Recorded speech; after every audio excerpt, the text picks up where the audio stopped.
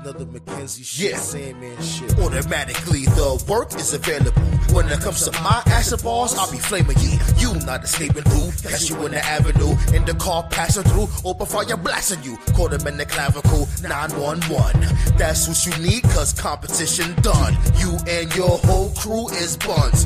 Where the hell these parasites come from? Same block as Big Pun, fire from a loaded gun. That's all you hear on the block. Ears go numb, dudes go dumb.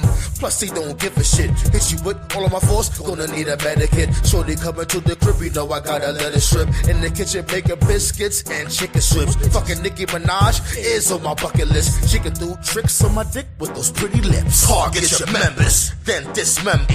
I'm a fucking problem. Anybody tell ya? Target your members, then dismember. I'm a fucking problem. Anybody tell ya? Beats on the track, Bad influence. always claiming that you gangsta, But you never prove it. Beats on the track. Yeah. bad influence. Hey, Always claiming that's that your gangster, but you never prove it. Bad influence got you moving to another state. Must be stupid cause you doing shit out of place. Slap your tooth, it's not the calories out your face. Everybody always say you use a waste of space. Get a sneaker lace tied around your face. Attach it to a rocket, blast your ass out of space. Always working, contemplating on your demise.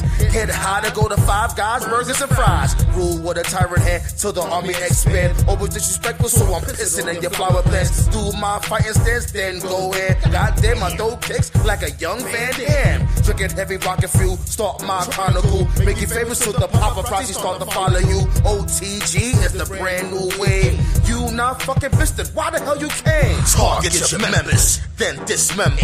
I'm a fucking problem. Anybody tell ya? Target your members, then dismember. I'm a fucking problem. Anybody tell ya? Beats on the track, Bad influence. always claiming that you gangsta, But you never prove it. Beats on the track. Yeah. bad influence. Hey, Always claiming that's that your you gangster, but you never prove it. And while the butterfly flew out, the hell? Ridiculous. Yo, what the hell you dream of? Fast trips, expensive trips, don't gotta pay bills, gotta get that bag quick.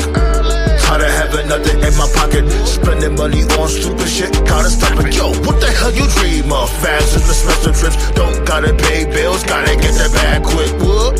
Tired of having nothing in my pocket, spending money on stupid shit, I gotta stop it. Woke up broke as fuck, thinking about the money bags, wanna get the fast money on the daily task. Nothing in the fridge, so I'm thinking about the money heist. You get left, cause my pockets ain't looking right. Looking in my fridge, baking soda and a broke light. Just hold tight, the plan will mold right. Got that cable applied on rich neighbors. Might as well pray to Yahweh to Savior. Rub it on my belly, I'm hungry and ready. Fast for the cash like Michael Andretti. No matter what, I chase those bugs. My car don't got money, credit smudge. Jobs always bother me, gotta win the lottery. When I leave the country, please don't bother me. Hard time, my prize in the archives. Been in poverty for a long time. Yo, what the hell you dream of? Fast trips, expensive trips, don't gotta pay bills, gotta get that bag quick. Tired of having nothing in my pocket, spending money on stupid shit, gotta stop it. Yo, what the hell you dream of? Fast trips, expensive trips, don't gotta pay bills, gotta get that bag quick. What?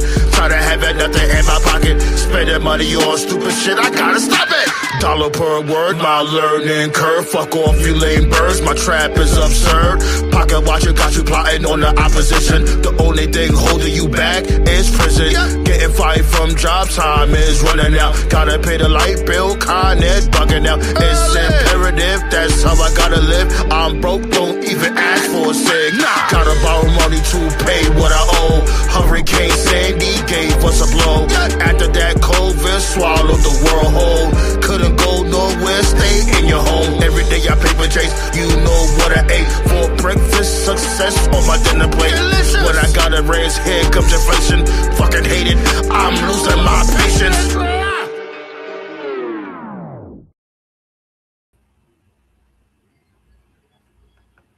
Yes, sirski. 1, 2, 1, 2. Tell me how I'm sounding to you. 11 likes early with it. That's what I'm talking about, B. Let me open up them floodgates. A deal is always a deal. When we hit that quota, open up the floodgates early. You know what I'm saying? You know how we give it up.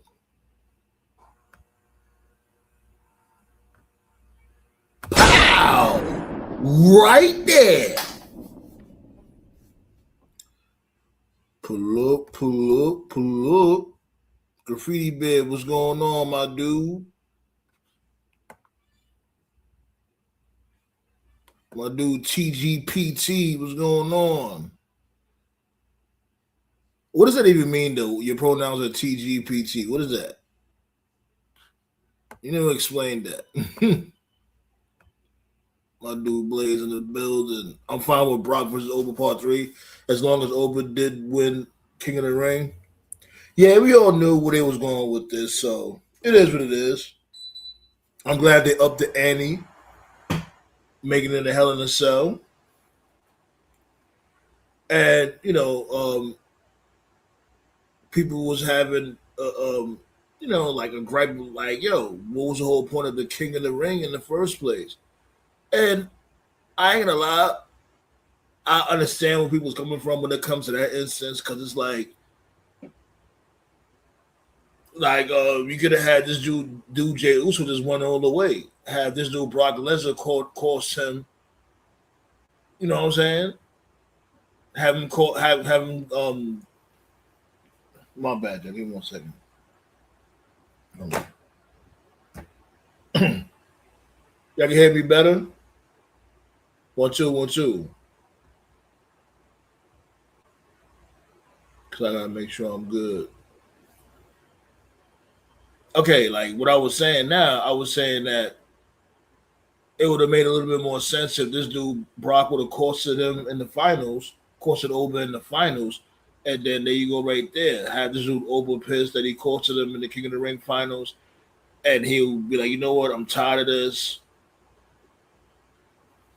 and let's go with the rubber match.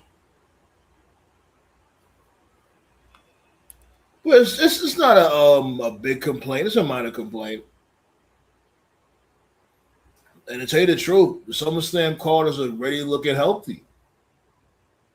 Rollins versus this dude, Roman Reigns. And you also got LESNAR and Oba Femi, Hell in a Cell match. And if you think of it, when's the last time we seen the Hell in a Cell match? WWE, y'all motherfuckers ain't low. Y'all seen the cage match with AEW. He's like, you know what? Maybe it's time to bring back the Hell in a Cell. Y'all not low. The greatest Pokemon trainer. Gotcha. Yeah, I think he had told me that from before. I just probably forgot.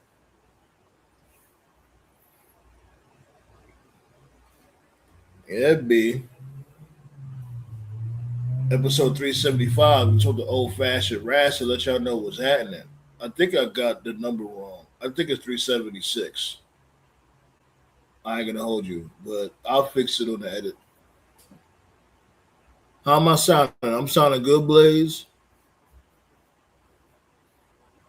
Like I said months ago, make Brock tap out to Oba. Yeah, that's definitely not happening now.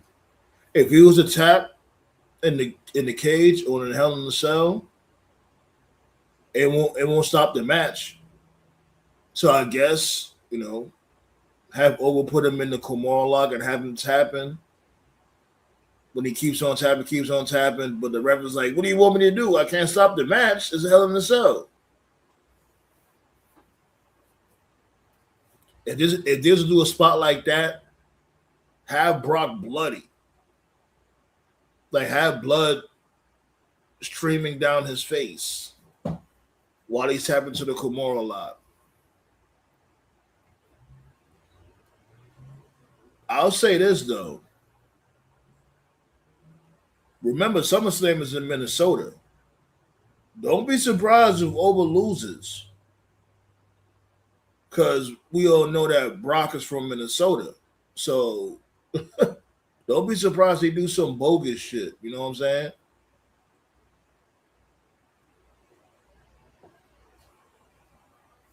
Hmm.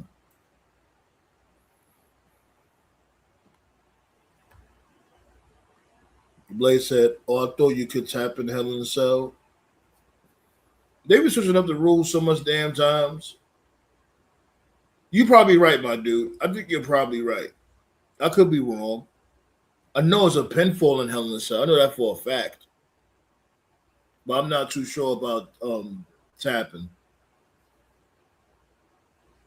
I guess it makes sense if you could tap. Yeah, you probably might be right because it's not like you can climb out the cell. You know what it is? I don't remember anybody tapping out in the Hell in a Cell match. That's probably why I'm not too sure if there's a tap out in that match. If you could tap. Excuse me. That's what I meant to say. But yeah, B. Shouts go out to Osprey winning the Owen. I was going for my dude Swerve, but nonetheless, those are both my guys. Amazing, amazing match. Like we gotta find a way to consistently watch AEW pay per views. B. You know what I might do? Because I have HBO Max. I might order All In. No, I'm saying just for the sake of All In, and when it comes to the content, whatever the case may be. My thing is like, yo, damn, these pay per views be 6 hours, like no bullshit. I never forget the time when it was me and this dude Tove, and I think it was All In last year. We was literally here for like 5 to 6 hours, but it was a good pay per view. We had hella fun. But even he said, like, yo, after this, we let's not ever do this again. Because it was literally just me and him, 5 hours, just watching. It's either All In or Double or Nothing. It was one of those pay per views. It was a matter of fact, what I think it was All In, because it had this match in it. It had the Osprey and what's my dude name? The Gatekeeper. What's my dude? I forgot my dude name. A lot of wrestling in one day. Man, look, there was a lot of wrestling this whole weekend.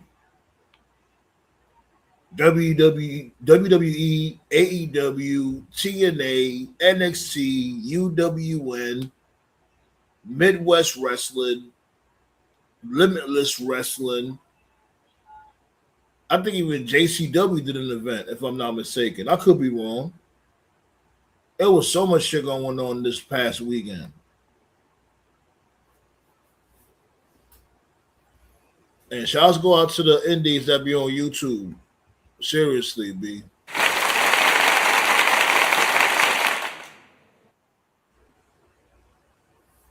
I be liking to watch the indie shit, especially when it comes to Memphis wrestling. And they got a new venue and everything now. I'm like, oh snap! I see y'all. They got a new venue. They're trying to expand. I'm always down for shit like that.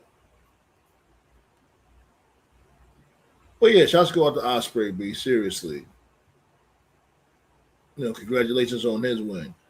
But I gotta talk about Mercedes Moné, yo. Oh yeah, like yo. First and foremost, Maya World did her thing, B. She cooked. She cooked this whole tournament. But what are we doing with Mercedes Moné, B? Like, how's she gonna sit there and complain about Charlotte Flair? Well, she didn't complain about Charlotte. Let me take that back. But we all see the elephant in the room. I can't sit there and say her per se was complaining about Charlotte Flair, but let's really be real. She left WWE because of her booking, and rightfully so. For the most part, they wasn't really utilizing her like how she was supposed to be utilized. And yeah, she's getting in here in AEW. She's getting the push, a hell of a push, and that's the issue. because it's like you've been there now, what, going on 3 years, and the only person you legitimately got over was Willow. And Willow deserved that rub. I'm not saying don't you know what I'm saying, don't drop the belt to Willow. She definitely deserved it. Willow been putting that work. But that's it. I think she should have lost a Maya World. That's what I really think. I think she should have went all the way. And let's call a spade a spade. Like, is Mercedes Moné really getting money for that company like that? Like that? Is she really that big of a star for you to be like, well, I'm still gonna stick with Mercedes Moné to go up against Thekla? I think Thekla won at Forbidden Door, if I'm not mistaken. Do I really want to see that match?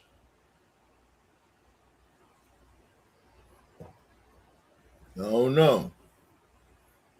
I think Thekla. We all know she's a heel, and Maya World's a face. So it would have. I think it would have made more sense to have her win, and you have somebody new develop. Like Mercedes Moné losing, it wouldn't have meant nothing. Mercedes Moné she's made. Now, is Maya World even going to get that close to when it comes to championship gold again? Probably not. Look at Athena. They did the same thing with Athena a couple of years ago. Now, we barely even talking about this shit now. She got eliminated in the OWEN this year too. And it's like, yo, she's holding on to this damn Ring of Honor title, which nobody cares about. Did she even break Roman Reigns' record yet? Like, remember, that's the whole thing. Like, she's about to break Roman Reigns' record, and nobody even cares. And I guess they're trying to set up between her and Maya World. And if they do that, I can't be too mad at that. Have Maya World beat Athena for the Ring of Honor Women's Championship. I can't be too mad at that. Go from there. And after that, Athena should definitely go to the main roster. Should definitely go to Dynamite. That's it.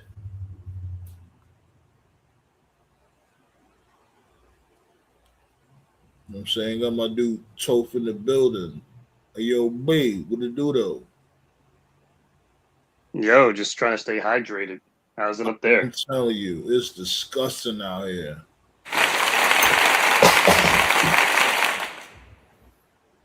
Pretty much. What was going on though? I'm over here talking about the OWEN winners, Ospreay and Mercedes. Yeah, I just got promoted. I got my own office now, so I just keep up with what's going on. Oh, That's right. Nice. Yeah. I wasn't able to watch any of the stuff on the weekend, but I was able to check out highlight clips on Twitter. So there's that. Yeah, me too. I'll be keeping real with y'all motherfuckers. I'll catch the highlights here and there.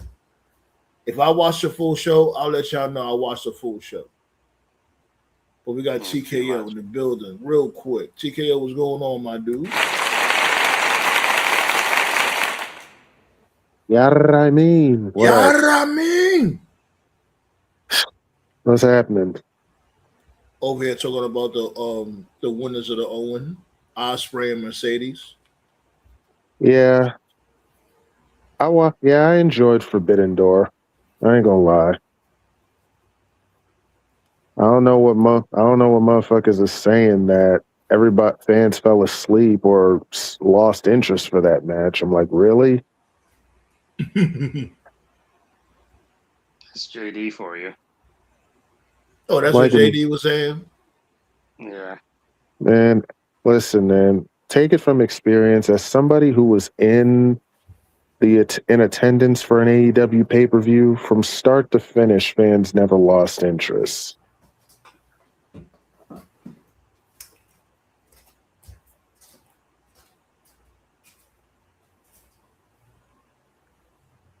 Moreover, what really got me is he went on to say that Slammiversary was the best show this weekend. I'm like, really?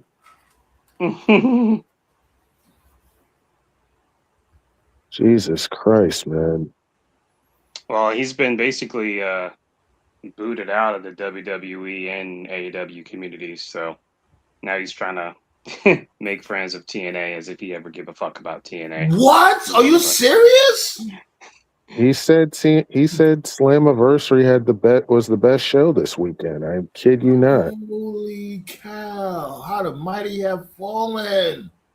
It's also because even when TNA had good shows, he was so shit on them. Yep. That's what I was talking about earlier. He's trying to find that new community to latch on to because the WWE so fans he's basically don't fuck with grifting. him. Yeah, exactly. The WWE fans don't fuck with him. The AEW fans don't fuck with him. He's kicked out of his own fucking community from House of Glory. They don't fuck with him. He's already exposed that he's not a real New Japan fan. They don't fuck with him. He doesn't watch MLW, NWA, CCW, JCW. So he's just looking for that new, like, okay, what promotion can I grift to? It's just TNA by default. Because he's too racist to just start watching AAA. That's people, they're gonna see right through that shit.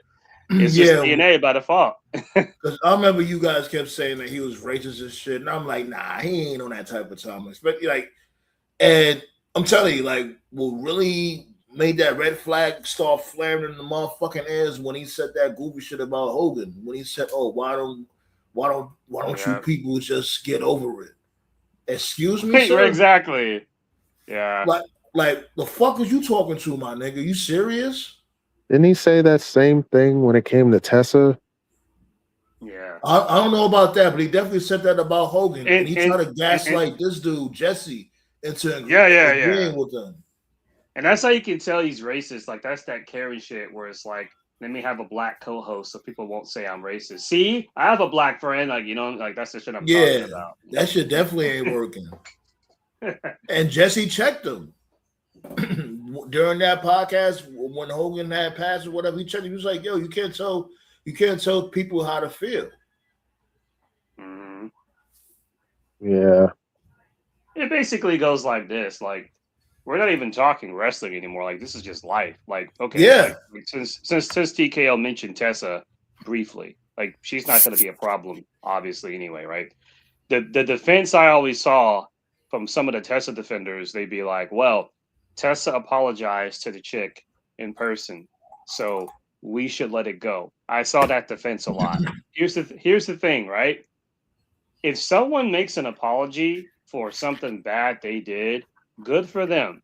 However, we as a people, we have the right to not fucking accept the apology. That's it. We don't have to accept the apology. You know, you can be the bigger person and you can accept it, or you can just be like, you know what, fuck you, cool. So even if Tessa apologized, if you as a wrestling fan still don't want to watch a Tessa Blanchard match, or if you don't want to support a company that employs her, you're within your right to think so. And that doesn't make you toxic or a grifter to think that. So, and that's the other thing too, is like, she said she didn't do anything wrong at first. If you didn't do anything wrong, why you went to go and apologize to her if you did nothing wrong? Like, you know what I'm saying? Like, you a lying ass bitch. It is what it is.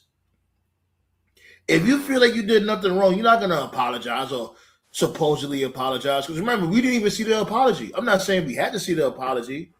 She told us by posting that pic with her and La Negra Concreta, whatever the fuck her name is. Right.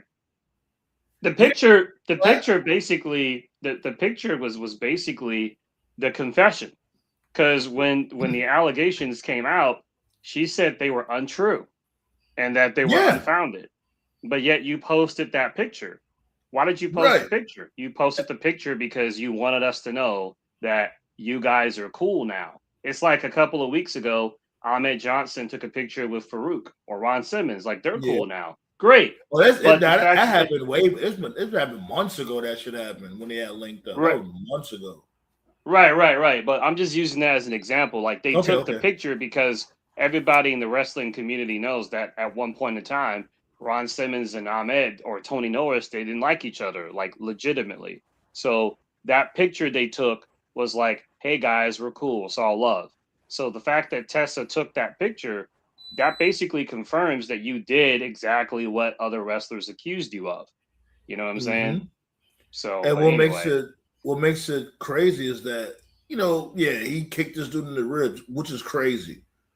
But you spit on Shorty and called her a nigger. There's no coming back from that. That's it. yeah. And Shorty is like Shorty that forgave her. Come on, B. Like you can't just be forgiving people on type shit like that. You can't just forgive her. Yeah. But that's her life. That's what she wanted to do. Shit. So that's basically what's going on. That's basically going on with JD in reference to what TKO was talking about. He don't have any he doesn't have any. I saw Marky D, he just did a video on Slammiversary earlier today. The Ultimate X match was fun. The match of Ziggler and Santana was decent. They put Amazing Red in the Hall of Fame. That's cool. Well Everything deserved. else was just so. But to say it was the best show of the weekend, like that's just grifting, bro. Come on. Like, no. it was good. Wow. It was good for a TNA show. It was better than the other TNA shows I've seen this year, but the best show of the weekend, no. What's good, Seaflu? How you feeling? I mean, if you're into the Hardys becoming tag team champions again, then hey, You already know how I ain't got feel nobody about else.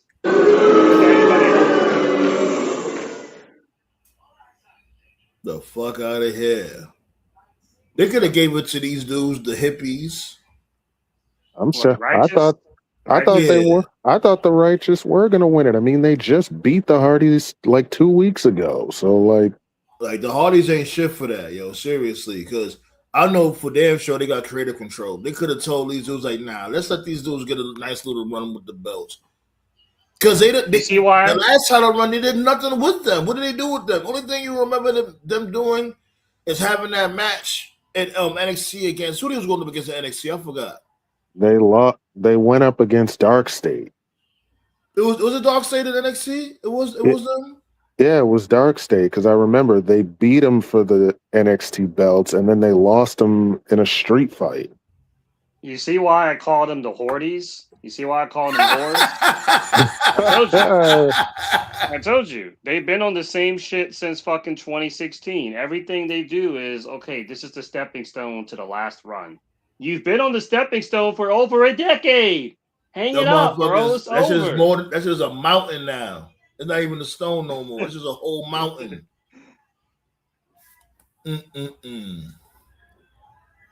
Sifu said, I bet that if another black woman spat on her, she would have called the police. Yeah. Nah. Tessa spat on La Rosa. What's it? La Rosa Negra? Whatever the fucking name is? Yeah, that's her name. Yeah, La Rosa. Mm-hmm. Yeah, she spat on her and called her a nigger. Yeah, the only two criticisms I gave the TNA show, there was a triple threat with Ali with two mystery opponents. One of them was the returning Rich Swann, and the other guy was Uha Nation, formerly known as Apollo Crews. So it was good to see. Yeah, that was pretty cool. And I like this entrance. Yeah. Music. Got to work on the music a little bit. And at first people didn't know who he was until he came out. When he came out, and people was like, okay, this is doing Apollo Crews. Yeah. So they worked a good match and stuff. But if you watch the match, they were basically working in X Division style. So it's like it was a good match, but when it was over, I was like, why does the international title exist again? Like y'all literally just wrestled an X Division match. Like anyway, and then the other criticism is I figured that was more of like a mid-card type championship. Well, that's the thing. Like the second mid card, like you got the X division, and you consider the X division for the lightweights, and I figured that's what the international championship was for the mid card. Yeah. Then the other criticism, TKO already posted the picture the other day. They announced a new championship on Knockouts television title. Like their Knockouts division is dead. Yeah, like what? They don't have the division too. They don't have the division for one title, much less a TV title. Like, what are we doing here? Like, they about to do a tournament to crown the Knockouts TV champ. They got two tournament matches this week.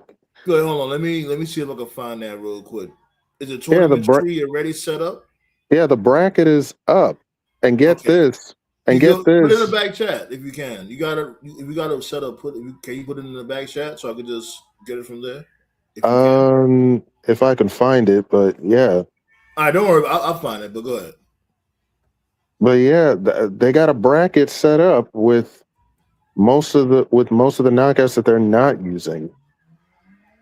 And also, and a couple of the women in this tournament are from NXT. Oh, see, that's interesting. See, I don't mind tournaments. I don't mind tournaments when they try to get over fresh blood. That I don't have an issue with.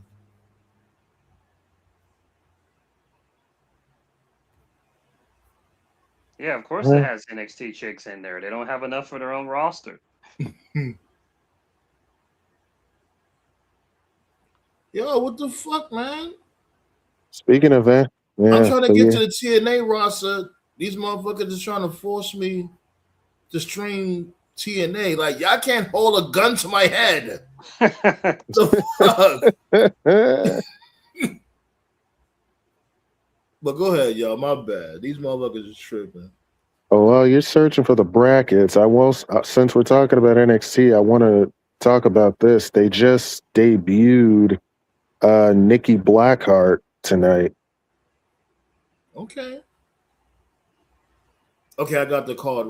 I got the brackets right here for the tournament tree. Give me 1 second. Pulled it up on the Couchotron early with it. Let's see there. All these fucking tournaments, I swear, B. Everybody go, you get a tournament, you get a tournament. We all get tournaments. Okay. Get that up out of here. All right. Yeah, so there's the bracket for the Knockouts TV title. 2 of these matches are going to be this week. Alicia Edwards, Christ almighty. Why is Alicia Edwards there? Because they ain't got nobody else. Jesus Christ. Why does she still have a job? Okay, so I see they put Wendy Chu in there. Is it Wendy Chu the Evolve Women's Champion?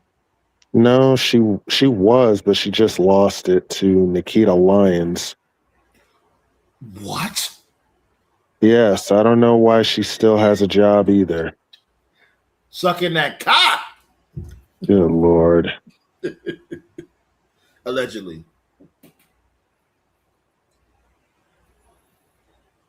So there you go, B. First round, Indy Hartwell versus Vicky Venuto. After that, you got Holly Hudson versus Thea Hale. After that, you got Elena Black versus Wendy Chu. Why is Elena Black still there? Who's Elena Black? Who's that again? She is Cora Jade.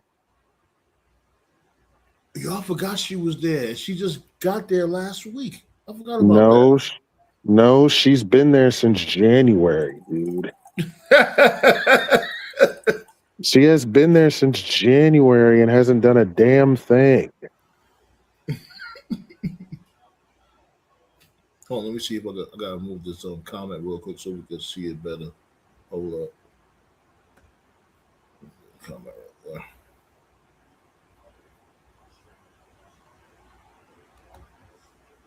Sorry about that, y'all. I gotta remove this comment.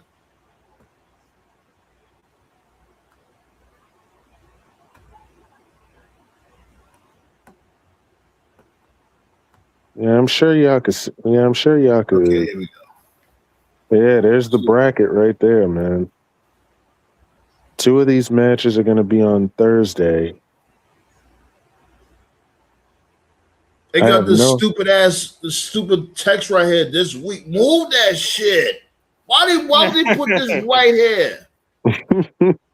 That's Like, rough. TNA can never help themselves, I swear.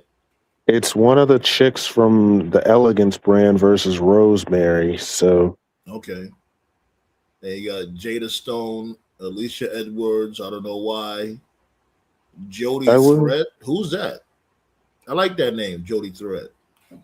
She used to be in a tag team with Luna. I don't know who that is. I will say the one knockout I do like is Jada Stone. Like, I think she got potential. Hmm. The only knockout they had I liked is gone.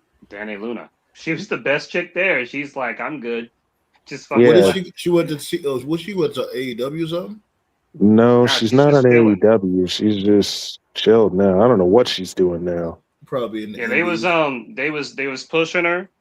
They was pushing her, and she was going to be in a title match, and I think she had like a visa issue, so they replaced her with somebody else, and then they brought her back, and she fucking lost to Santino's daughter for some fucking reason, whatever the fuck. Oh yeah, that's her. Okay, now I remember her.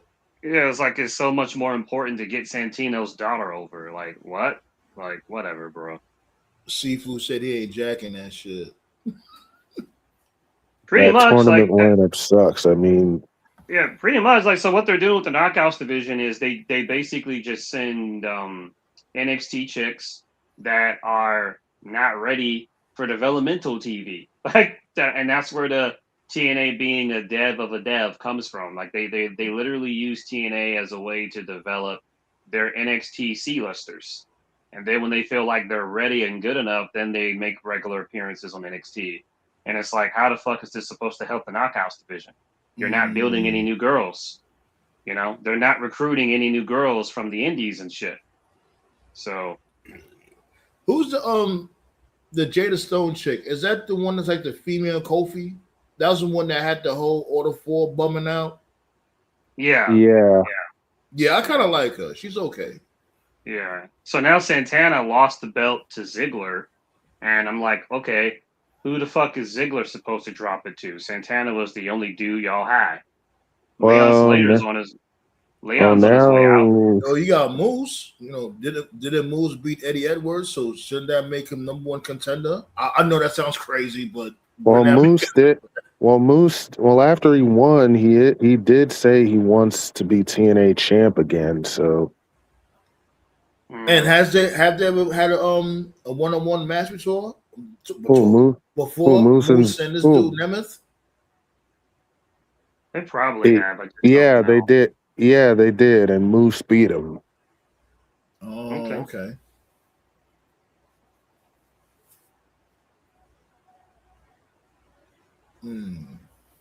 This dude JD running the TNA. Jesus. Yeah, big ups to Eric Bischoff. A year ago, he said TNA will be number 2 on his last show. On his last show, he said TNA is 1 foot in the death, 1 foot in the casket. So it's like, wow, okay, there's the grip. That's a great example of a grip. That's a great example of you never cared about TNA. You just wanted to be number 2 to spite AEW. Like, just be real, man. Just be real. Because he said that shit when he had got the AMC deal. Yeah. Right before their first episode on AMC, he was saying that, watch, TNA is going to be the number 2 show. And it's like, yo, my dude, they didn't even have their first show yet. Relax. Yeah. And why would you even think that, knowing the momentum they had going into the AMC deal? Yeah. That's another problem that TNA has. Not a product issue, but a fan issue. Like, who are TNA fans? If you go on YouTube, you don't see any. Yeah, I'm talking crazy. Like real real TNA fans, it's like, nah.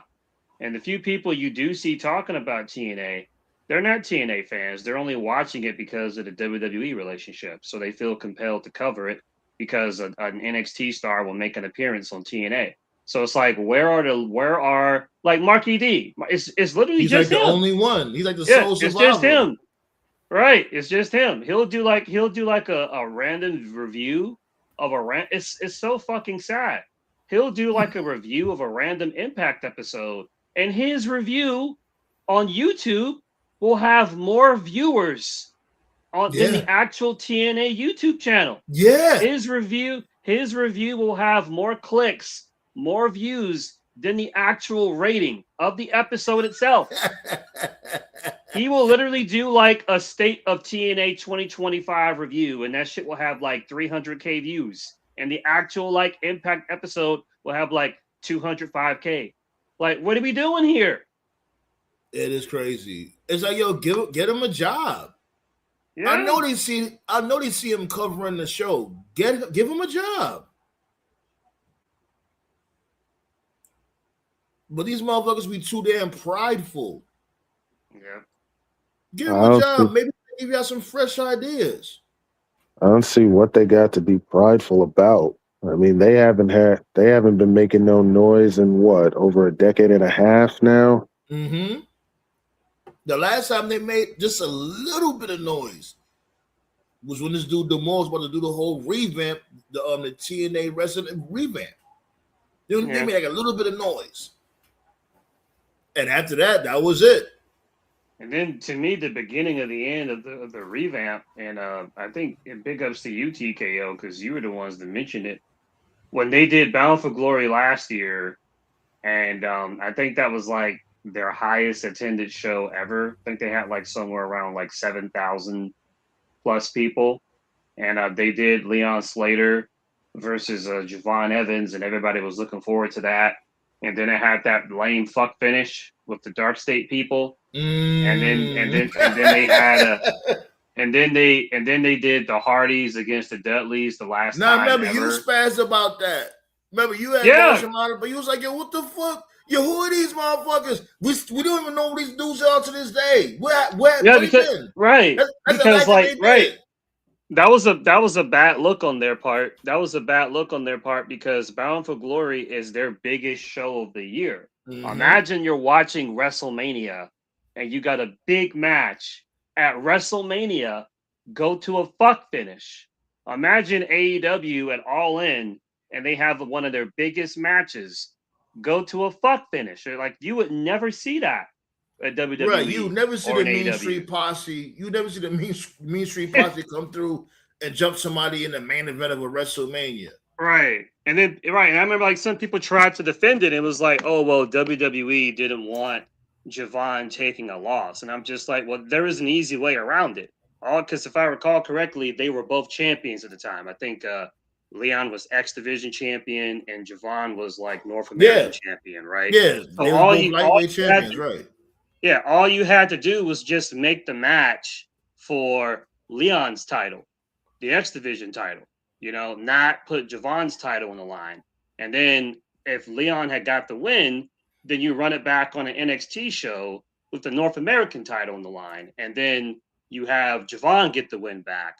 And then at that point, then you do a third match. And by the time you do the third match, Leon's contract would have expired and he would have been in WWE at that point, But anyway, they could have did this. They could have just did this. What about a good old fashioned double bum out?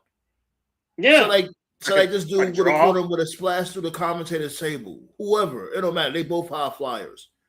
Yeah. Splash through the table. They both can't get up and respond to the 10 count. And that's it. Yeah. Double bum out outside the ring. Yes, they did that. Then they did the Hardys Dudleys match. And then they finally did Santana against Trick. And that was where Santana finally won the world title. And it was UTKO that posted it, was that half the crowd left. And as the main event was in progress. Literally a good portion. And it was like y'all had, and that was Dreamer. That was all Dreamer. That was fucking Dreamer. Because they could have put the belt on Santana earlier that year when they was in New York with his people. Yep. But they decided to hold that shit off until Bound for Glory. So that wasn't a good look for them. And then Santana won the title, and they fucking took a month break. And then when they came back from the month break, he lost it in his first defense to Kazarian. Frankie cashed in. Yep. Of all people to lose it to Kazarian, though. But that's the thing. Like, I'm not gonna sit there and shit on that because he definitely deserved it. But it was the wrong place, wrong type scenario. That's the bullshit. Yeah. It's like, why would y'all throw Kazarian out there like that? And he deserved to be heavyweight champion in TNA. He did deserve it. But it's like, yeah. The timing was terrible. Like you're a decade too late, bro. Like, Jesus, man. And yeah, half of that shit was empty at Bound for Glory. Like, damn. They gotta bring back. Let me tell you, that's what made Bound for Glory pop was a Bound for Glory series. They forgot about that. You can't have Bound for Glory without the series. Yeah. I was talking to TKO earlier. I was like, what are their pay-per-views now? And I was going through like the pay-per-views that I remember TNA had, and the ones I remember, they had Genesis, they still do that. They have Slammiversary, they still do that. They have Bound for Glory, they still do that. But all the other pay-per-views they had that I remember, they're gone. Like they had Against All Odds, that's gone. Victory Road, that's gone. Final Resolution, that's gone. Lockdown. TNA has some badass names for their pay-per-views, like low key. Yeah. Seriously. Yeah, Lockdown's gone. Final Resolution, that's gone. Their names were flawless. Remember, you had Hard Justice Pause. Yeah. But then when they got the ECW dudes to come through, they turned into Hardcore Justice. Yeah.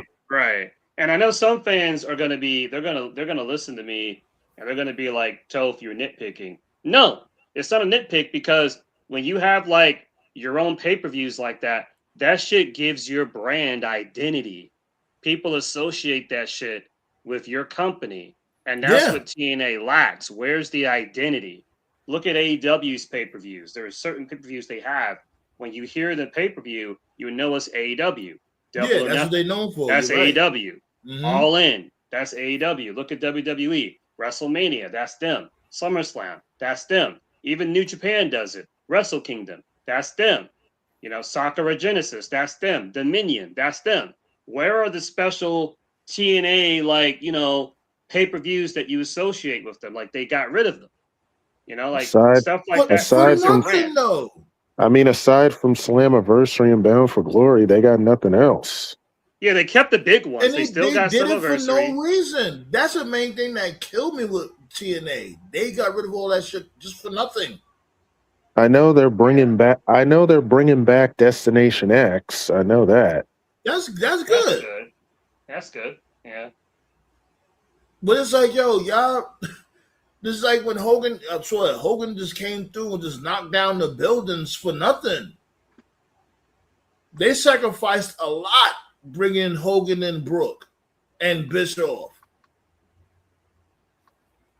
And it's like, I get y'all trying to make a big money play, but Dixie she didn't do her homework. They had a Ultimate X match at the Summerversary pay-per-view. That's good. Like, that's what I'm talking about. That's something that has TNA's identity. I still think they need the 6 sides, though. That will always be TNA's identity. Like, to me, I know some of the wrestlers were like, oh, it doesn't matter, 4 sides, 6 sides, bullshit. No, 6 sides was their identity, man. That's what made them stand out. Guaranteed. Garrett fucking T, like 99% of people. Yes. When they were flipping their channels back in the day, and you saw the 6 side, you was like, yo, wait, hold up, because you've never seen that shit before. And that shit was different. It stood out. When AEW started at the very beginning, I'll never forget my people's. Mm-hmm. Go ahead. No, all I was gonna say was that when AEW started, if you remember, they had the double ramp for the faces and the heels. That's something that TK got from TNA. They used to Mm-hmm. do that, you know. So that's all I was Mm-hmm. gonna say. Yeah. Yo, we've been talking a lot about TNA as of late. Let me find out. No, I mean I'm trying to like motivate them. I'm trying to like give out No, I'm not ideas. mad at it. I'm not mad at it. We've been talking a lot about TNA. I'm really not mad at it because it just sucks where they at now. You know, Yeah. it didn't have to be like this. You feel me? And by displaying our knowledge of TNA, that lets the listeners know that like, yo, like once upon a time, we were TNA fans. You know, we're not grifters just shitting on them just to shit on them. Like, no, like I fucked heavy with TNA. I was at least back in the day. They used to call Mm-hmm. them TNA soldiers. That's what I was. I was a TNA. The front I was a line. TNA soldier. I was, man. Uh, I've rocked with TNA like 2008, 2009, 2010, 2011, 2012. And then after AJ left, I was like, I'm out. Nah, that shit was Like fucking, I started yeah. right after the asylum years when he was on FSN. That's when I really started watching when DDP had pulled up and you had the Kings of Wrestling and shit and whatchamacallit, of course AJ and Samoa Joe and the Fallen Angel. I ain't gonna Like, hold you. man. I started watching TNA when they were on Spike TV, like in early '03. Yeah, So when he went to Spike, that's when he went up another notch. Their Spike yeah, run is heavily slept on. Yeah. That shit yeah, When was they was Spike. great, on man. Spike, they was putting out some. But when then Russo showed up, and I'm like, oh my fucking god, Yeah. Russo used to give me Those Spike days were great because typically, like, with the exception of like old school Monday Night Raw, typically like when a wrestling show comes on a network, 90% of the time I don't watch any other shit on the network. I just watch the wrestling and I just turn the channel. When they was on Spike, like I watched everything. They had like Mansers, they had Bar Rescue, they had Yeah, Ultimate Fighter. They had like all these cool shows. I used to like when I was in college, I used to just leave my TV on Spike like all day because they always had like cool shit. Like that was great, man. Like 2007, 2008, 2009, Spike TV was cooking. They always had good shit. I think they called it the network for men, right? That's the pause. yeah, That's what they yeah. call it. Go ahead, TKO. But yeah, like I watched TNA all the time, man. When they were on Spike TV, forget about it. Like every match, I remember exactly what match, the first match I saw too. It was AJ Styles and Samoa Joe. Like it was that was the first time I heard of these guys. I'm like, damn, bro, Yeah, man. how they were and where they're at now, it is this ain't TNA, man. It's not. I'm telling you, like when it was the beginning of the end was when he brought in Hogan, Bischoff, and Brook B. That was the beginning of the end. And they tried to bounce back. They tried to do a little shit here and there, but it was like nah. They just kept doing dumb shit. It's like they'll take 2 steps forward and 5 steps back Yeah, pretty much. consistently. It went from Hogan and Bischoff tearing shit up, and then Dixie Carter was an on-screen character. I'm like, why? But I'll say this: That whole shots go out to Dixieland her for bullshit. taking that bump. Shots go out. Yeah. She took that bump at Hammerstein. The super power bomb off the top rope on top of the table from Bully. I give her props for that. She took that bump and put an end to that storyline. It would have been better if they didn't spoil it, but yeah. Mhm. It sucked that I was in the previous show when she had got powerbombed to the damn table. That was a show afterwards. That was the following week. Because remember, they had like a 2-month stint, I think it was, in Hammerstein. Yeah, and most of those episodes were pre-recorded. I know. I was right up there. I was there. I Yeah, remember that these was, motherfuckers trying to sit there and tell me, I'm here, chanting and shit and making noise. One of the security trying to tell me, shh, I'm like, the fuck you mean shush? I'm at a wrestling event. Like, what do you? Yeah, Man. that was like their last hurrah. They did those Hammerstein tapings because Spike was going to kick them off, and so they kind of did that as an attempt to not get kicked off. Like, look at us, like we can still put on good shows, but it was too little, too late. Yeah, so, it was good. But when they was on Destination America, they was still decent. Like Lashley was there, EC3 was there, Rude was there, Kurt, Angle was there. Yeah. Yeah, MVP came in with the Wolves. Like their product was still decent, but then they got kicked off of Destination America. And to me, when they got kicked off of Destination and they went to Pop, and then Jarrett came in with that Global Force bullshit that never happened. That was it after that. After that, like I was like, yeah, I'm good. Now, I think, did that happen when it was on? I think it happened on Destination America when Global Force did the invasion. Yeah, that was on Destination America. Yeah, then they transitioned to Pop after that. Yeah. Mm-hmm. So I remember like, how the fuck you gonna invade these motherfuckers? It's like, yo, you don't do shit like that because if TNA wins this war, what do they gain? Right. Even more, GFW didn't have no television deal, no nothing. That wasn't even on YouTube. Nope. Even more so than that, why would anybody take an invasion angle from Global Force seriously? I'm like, y'all motherfuckers ain't established. Y'all are just kept moving. Sorry, go ahead. No, you're right. They kept moving, but they were never established. I'm like, y'all don't have a TV deal. Y'all barely showcase y'all matches on YouTube.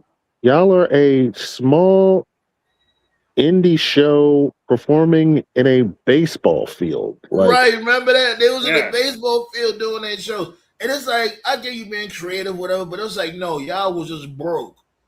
It's like, y'all couldn't get a regular old small gym, small little venue, you know what I'm saying? Because, you know, when you downsize and you pack that motherfucker up, it makes it look, good.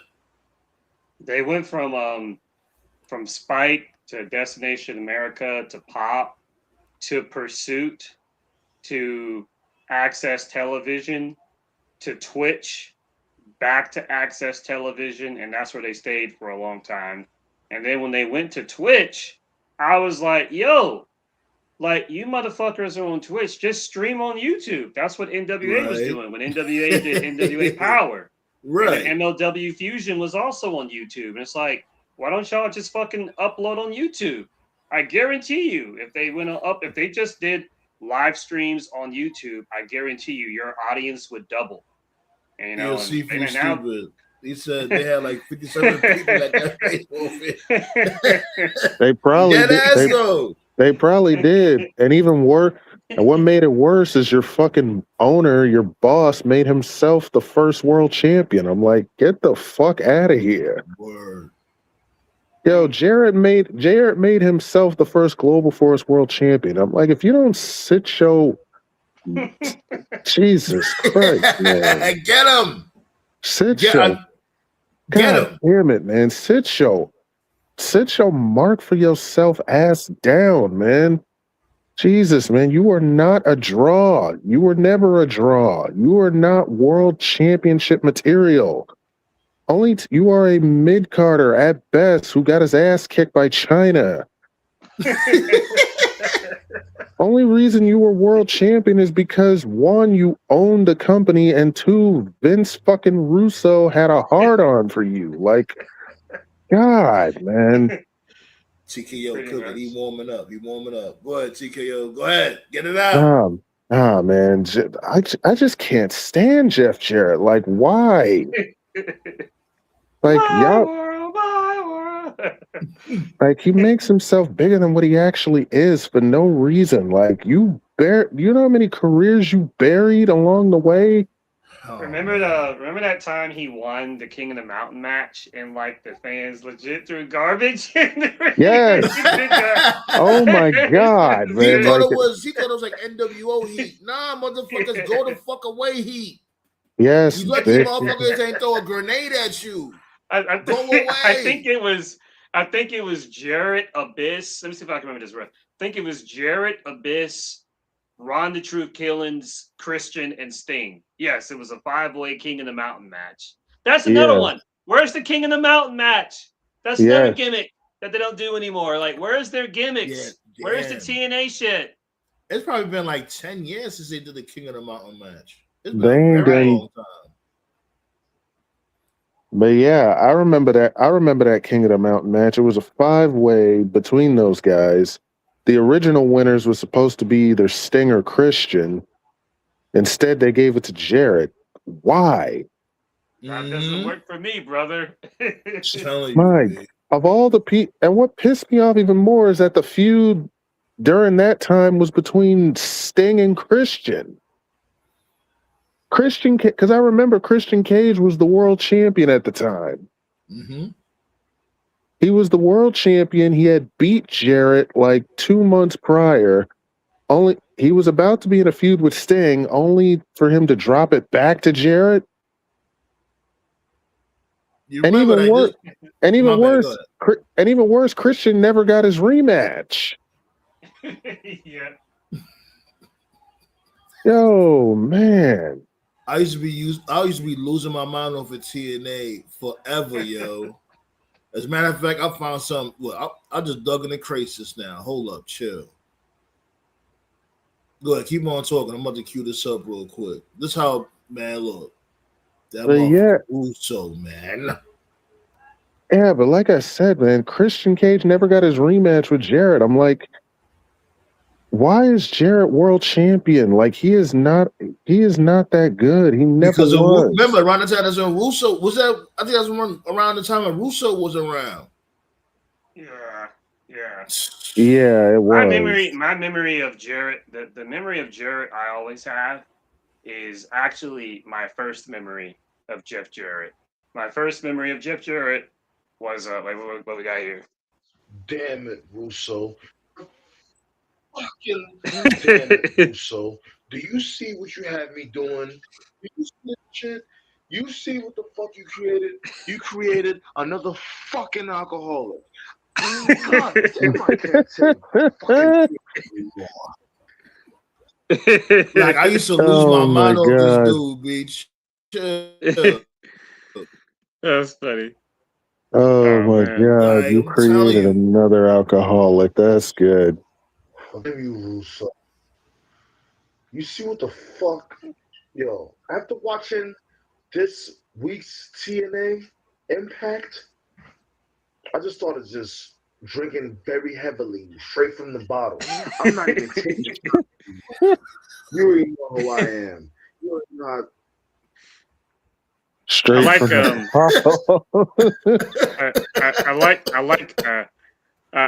I like how Moose is a related tab for some reason.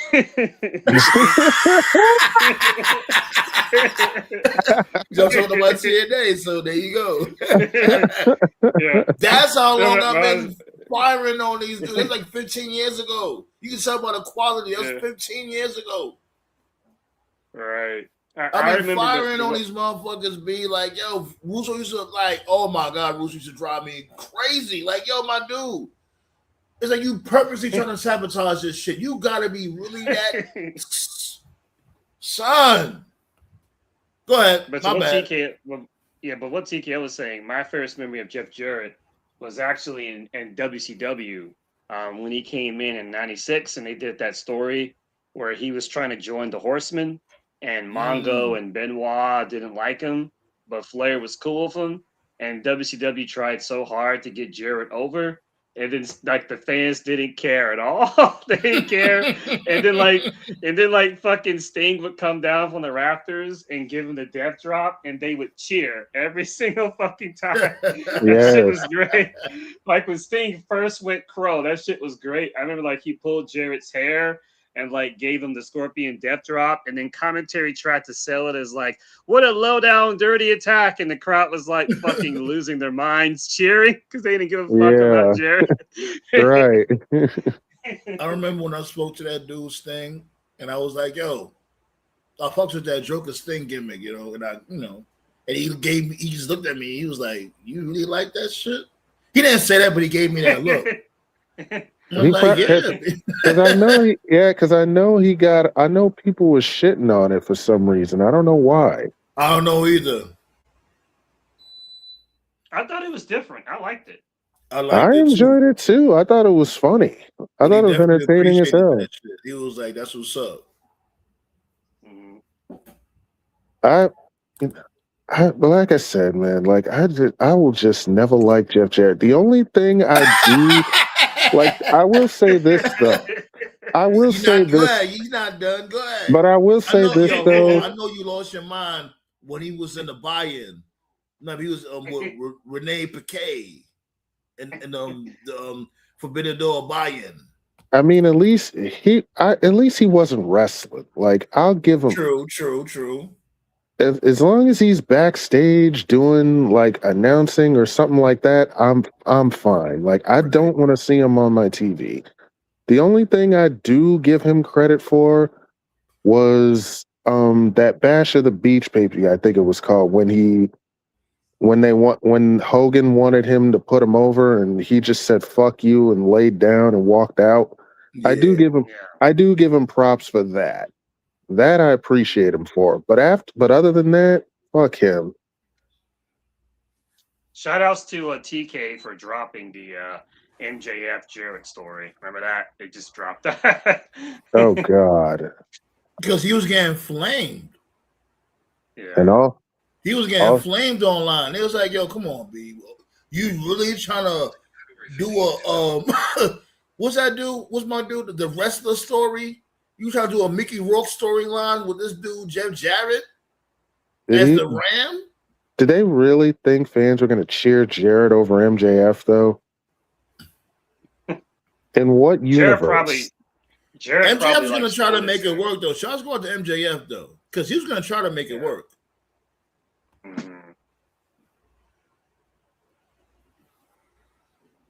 Well, overall, though, I will say this weekend was really lit. I would say Night of Champions and Forbidden Door really made the weekend. I wanted to ask, Tove, did you watch what you gonna call it?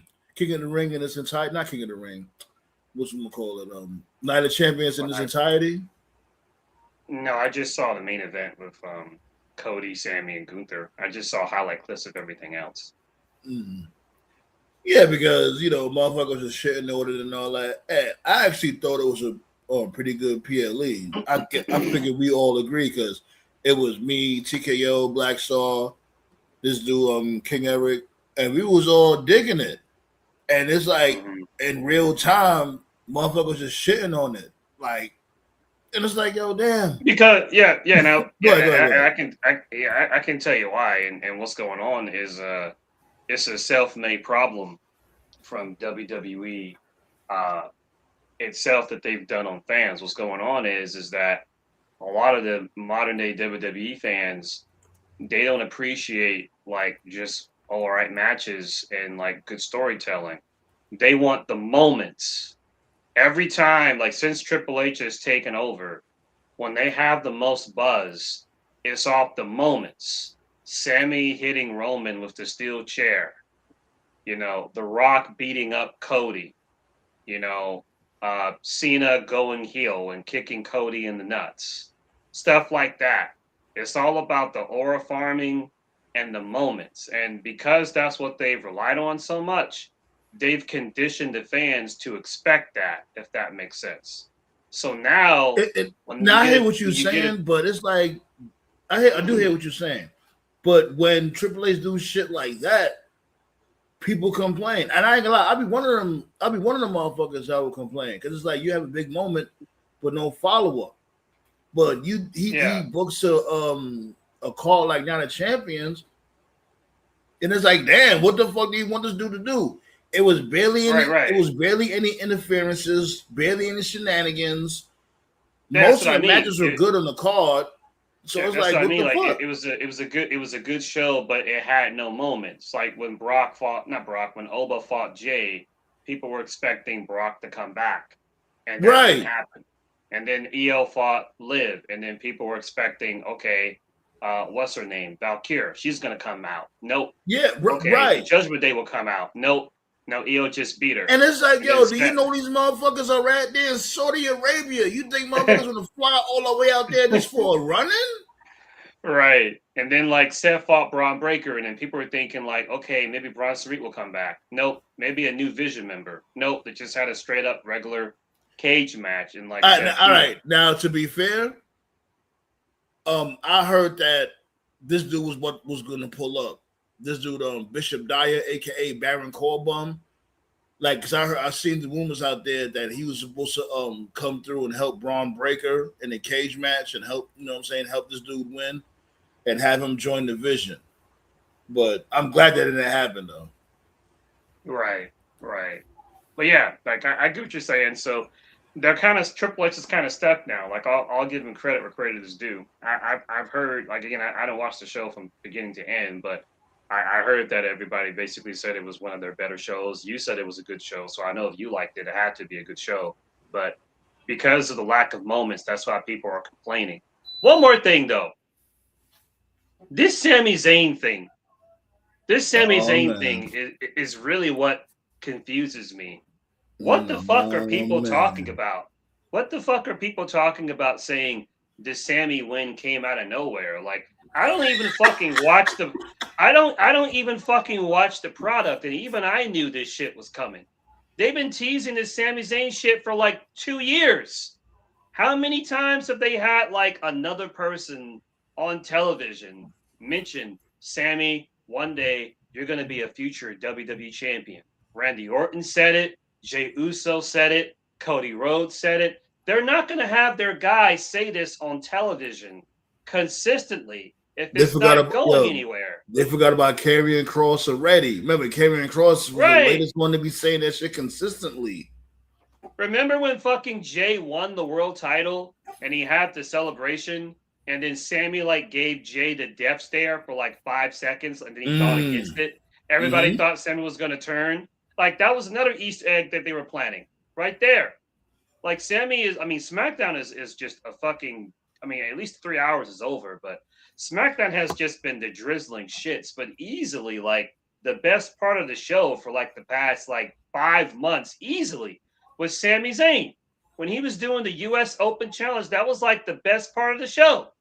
So when people are saying Sami winning came out of nowhere, no the fuck it didn't. Like, do y'all not pay attention? It was right there. You know what it is? Because people were saying that because he had just lost to this dude Trick Williams and shit. And I'm like, you know, I get it. It's a you know, y'all valid. He lost against Trick Williams. How is he going to be able to win the WWE Championship? I got one better for y'all. Y'all remember when this dude Bret Hart lost to Owen Hart? And in that same night, he won the WWF Championship. Am I right? Right. Like, so y'all can't sit there and look at Sami Zayn like, no.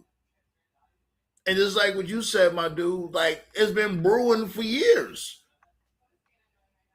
It's been brewing for years. So I was here for it. I'm glad they pulled the trigger. And it's like, the other thing is like, damn if they do, damn if they don't. Because what if this dude, Gunther, would have won the belt? They would have talked shit. What if this dude, Cody, would have retained? Oh, that's what I'm talking about. Cody's a boring champion. It's like, yo, you can't win. And speaking of SmackDown, I just read the spoilers for it. And I'm just gonna be like, damn. Now we get to the spoilers after the Dynamite card. Yeah. Because I heard about some spoilers too. Yeah, I'm hoping my girl Queenie finally gets the dub and takes home some gold tomorrow. I'm gonna pull for her. Blaze was asking, he didn't know if we covered is Heyman still with the Vision, and what does this put Breaker? Well, when it comes to Breaker, they're gonna have the tag team match, the tag team rematch for the belts against the Street Profits, and when it comes to this dude Heyman, we really don't know yet. Like, yeah, he told this dude to pardon his back. Austin Theory told Austin Theory to pardon his back, but yeah, next week it should be a wrap. Well, next week they're doing a rematch for the tag titles with them and the Street Profits. So the Freebird rule. Yeah, They're doing the Freebird rule. Yeah, the Vision is basically on the same tier as Cesaro, Heyman guy, Ryback, Curtis Axel. Like, this shit's a flop. Yeah, 1 foot in the grave type shit. Basically. So like I said, if I'm booking, go ahead and do the tag match. Profits go over. Have Braun Breaker move him to SmackDown. He needs to get away from this. Put him on SmackDown. SmackDown needs more people. Have Bronson Reed come back in a couple of months just as a monster, and completely ignoring the Vision. Logan Paul will be fine. That leaves Austin Theory as the odd guy out again. Yo, check it. New Royal Rumble winner, B. I'm claiming it now. Logan Paul should win the Royal Rumble next year, B. Logan Paul should win the Royal Rumble next year. Why? It has to happen. Well, he has been in the Final Four like 3 years in a row. Yeah, so. Thank you. It has to happen, B. Since when are you a Logan Paul guy? I always fucked with Logan Paul. What you mean? Man, listen. I just said the Vision was ass. I said the Vision shouldn't even ever been a thing. Don't do that. I've been on that type of time with the Vision. I said Braun Breaker should have been on SmackDown a long time ago. Yeah. Mm-hmm.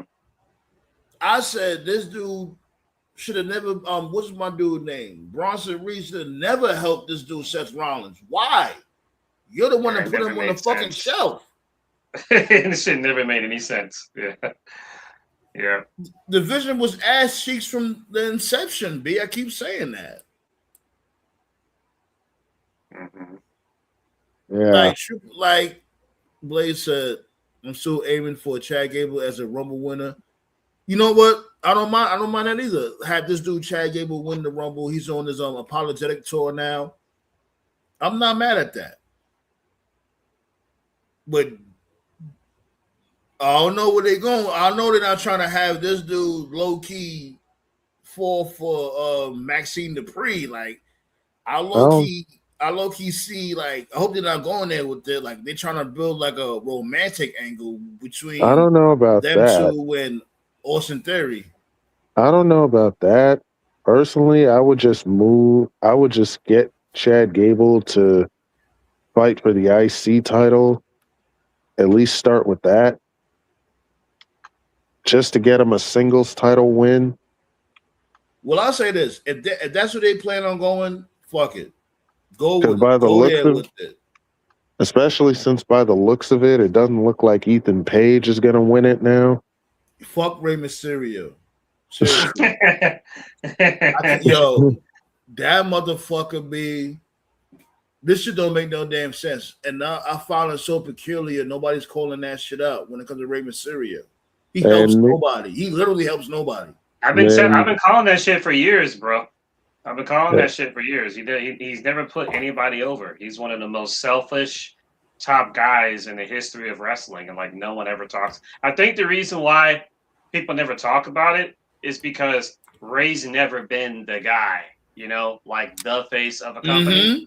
And so because he's never been the guy, it's not really noticeable until you actually like sit down, objectively look at his career and look at just how many people he never put over. Like, never. And people will sit there and say, "Oh, he got Dom over." Like, no, Dom got himself over. Yeah. I remember being so confused. I talked about it before, back when Lucha Underground was still a thing. They had their big show was Ultima Lucha. That was their big show, and one of the main events of that show, they did Rey Mysterio versus Prince Puma. You know, there was no title on the line. It was a match to determine, you know, who was going to be the next king of luchadors, and it was a good match. And Rey won. He beat Prince Puma, And I remember watching that shit, and I was like, that made no sense. Why would Prince Puma lose? And people tried to defend it and say because Ricochet was leaving. Even if he was leaving, he's still the future. Ray's the past. Why would he go over? That shit was so selfish. Even if he was leaving, he's still the future. Well, they never. Even still, man, that's crazy. I mean, how you have Ethan Page beat Dragon Lee last week, but you don't have him beat Ray? That's kind of weird. That's crazy. So did he beat Ethan clean? He didn't beat Dragon clean, but he beat Ethan Page. Lost that match clean. Yeah. He didn't beat Dragon clean. That's Ray for you. Ethan Page lost that match clean. Yeah. Oh, see, we got an echo going on. Yeah. Is that on the Sandman side of things? Yeah.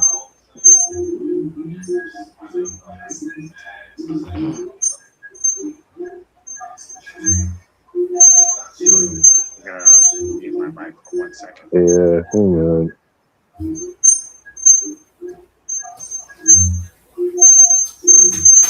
What the hell?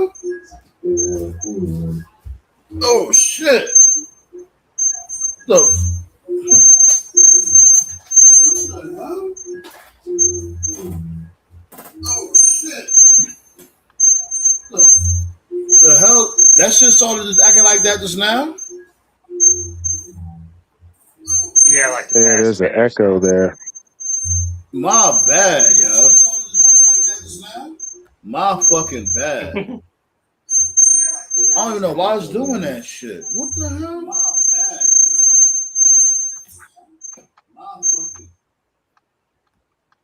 The hell?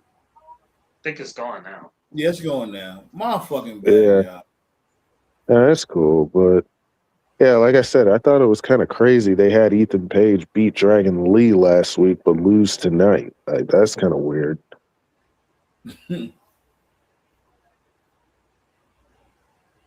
Seafood said it's not like we haven't seen him wrestle without the mask before. After all these years, I'm still surprised that WWE hasn't unmasked Ray yet. That's it. Oh, well, yeah. I'm thinking WCW. Yeah, they'll never do that. You know how much money they're getting off that mask? They milking that cow dry. You know when you finish the tube of toothpaste?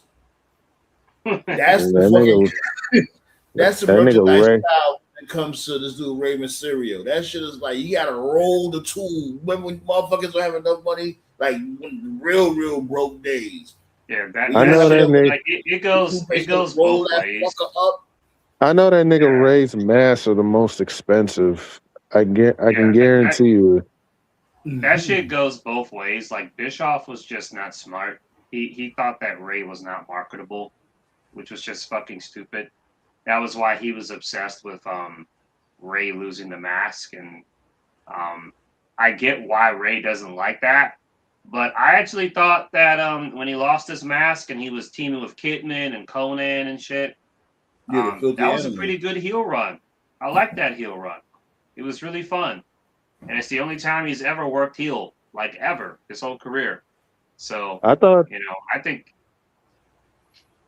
Yeah. I thought it would have been interesting to see Ray as a heel in WWE. Like when Dominic got the heel turn, I kind of wondered how it would be if Ray went heel with him, like a father-son heel team. I thought that would have been interesting.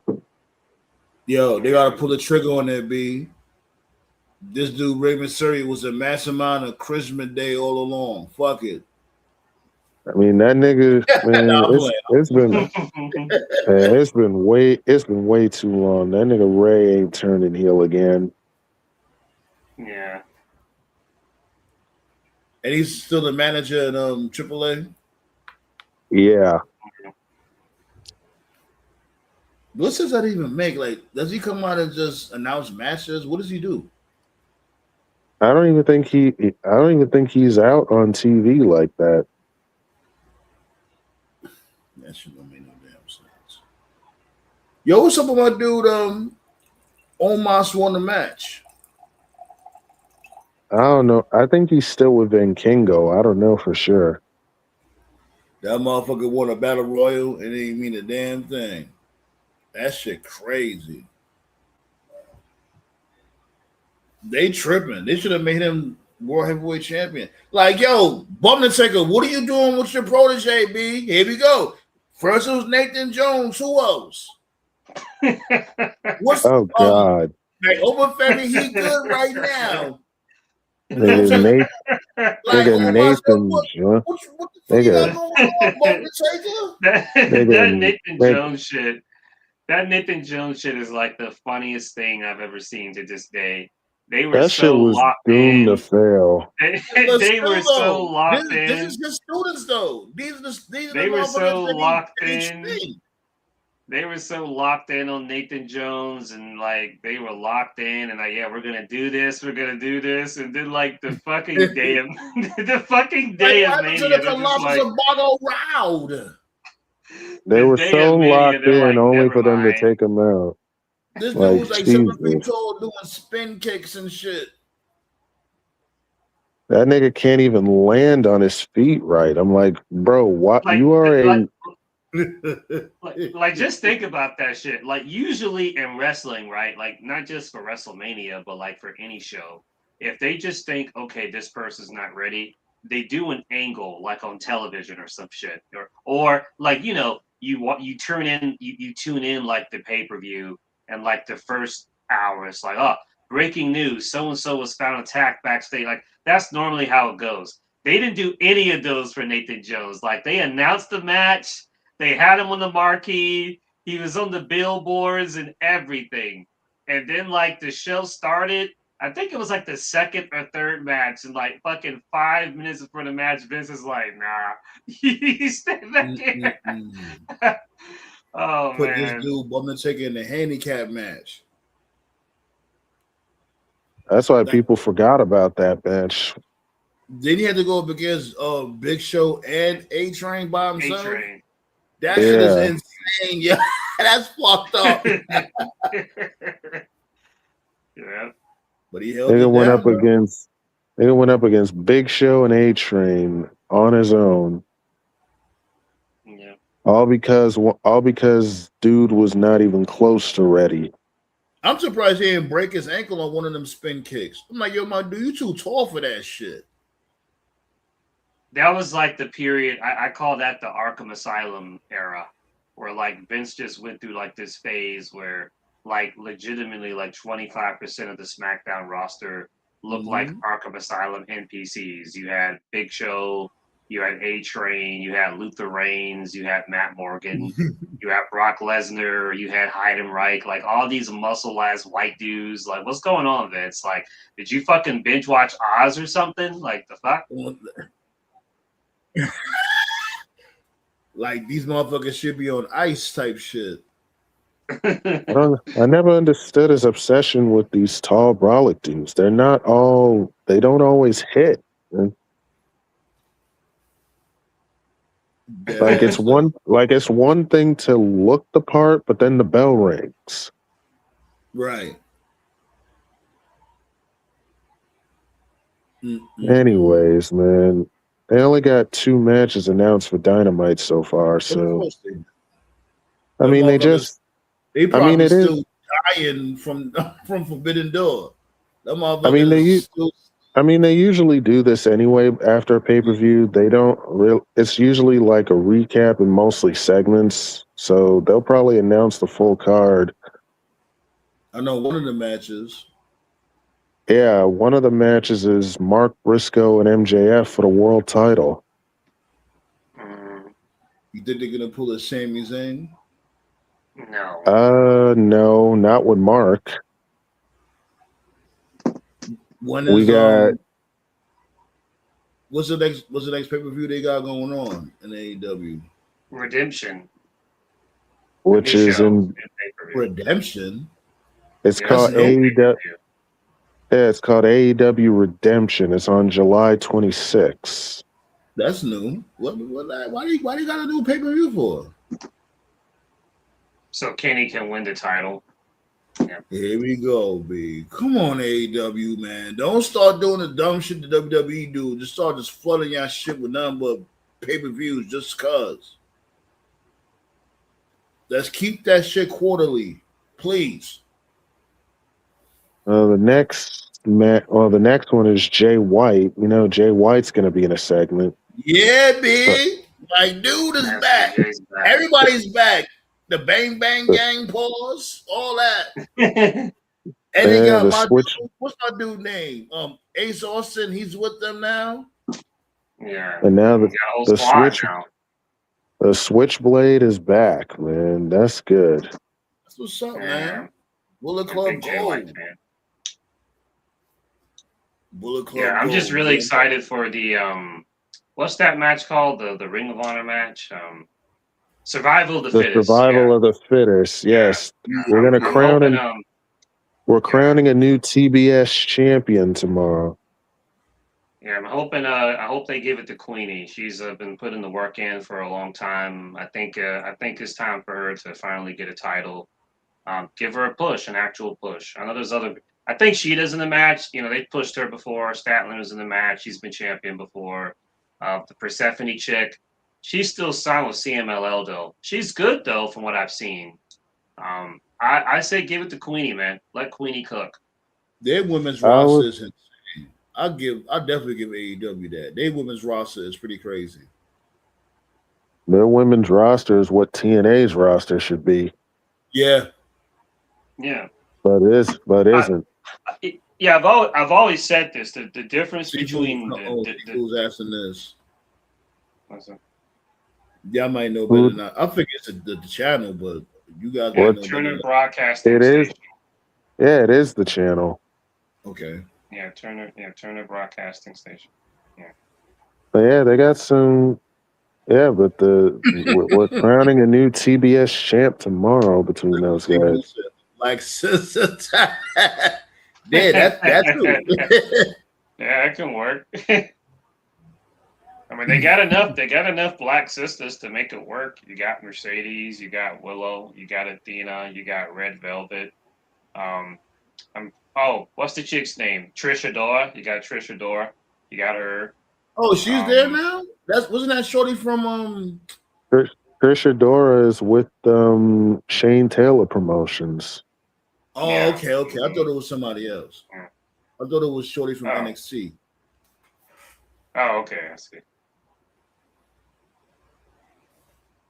All the black females only held this title. Really? Is that true? With the exception of Chris Statlander, yeah. Yeah, I remember, yeah. Yeah. She definitely had the belt. Chris Statlander was champion, but yeah, it's been mostly black women that have held this belt. Yeah, it was Jade, and then she lost it to Stat, and Stat lost it to Julia. I forgot who Julia lost it to. Yeah, that's Sue White. Yeah, Julia lost it to Willow. That was one of her first title reign. She flew already bummed out. It don't matter. He already bummed out. That's two white women already. But it's been but he's not entirely wrong. Mostly black women have held this belt. Yeah.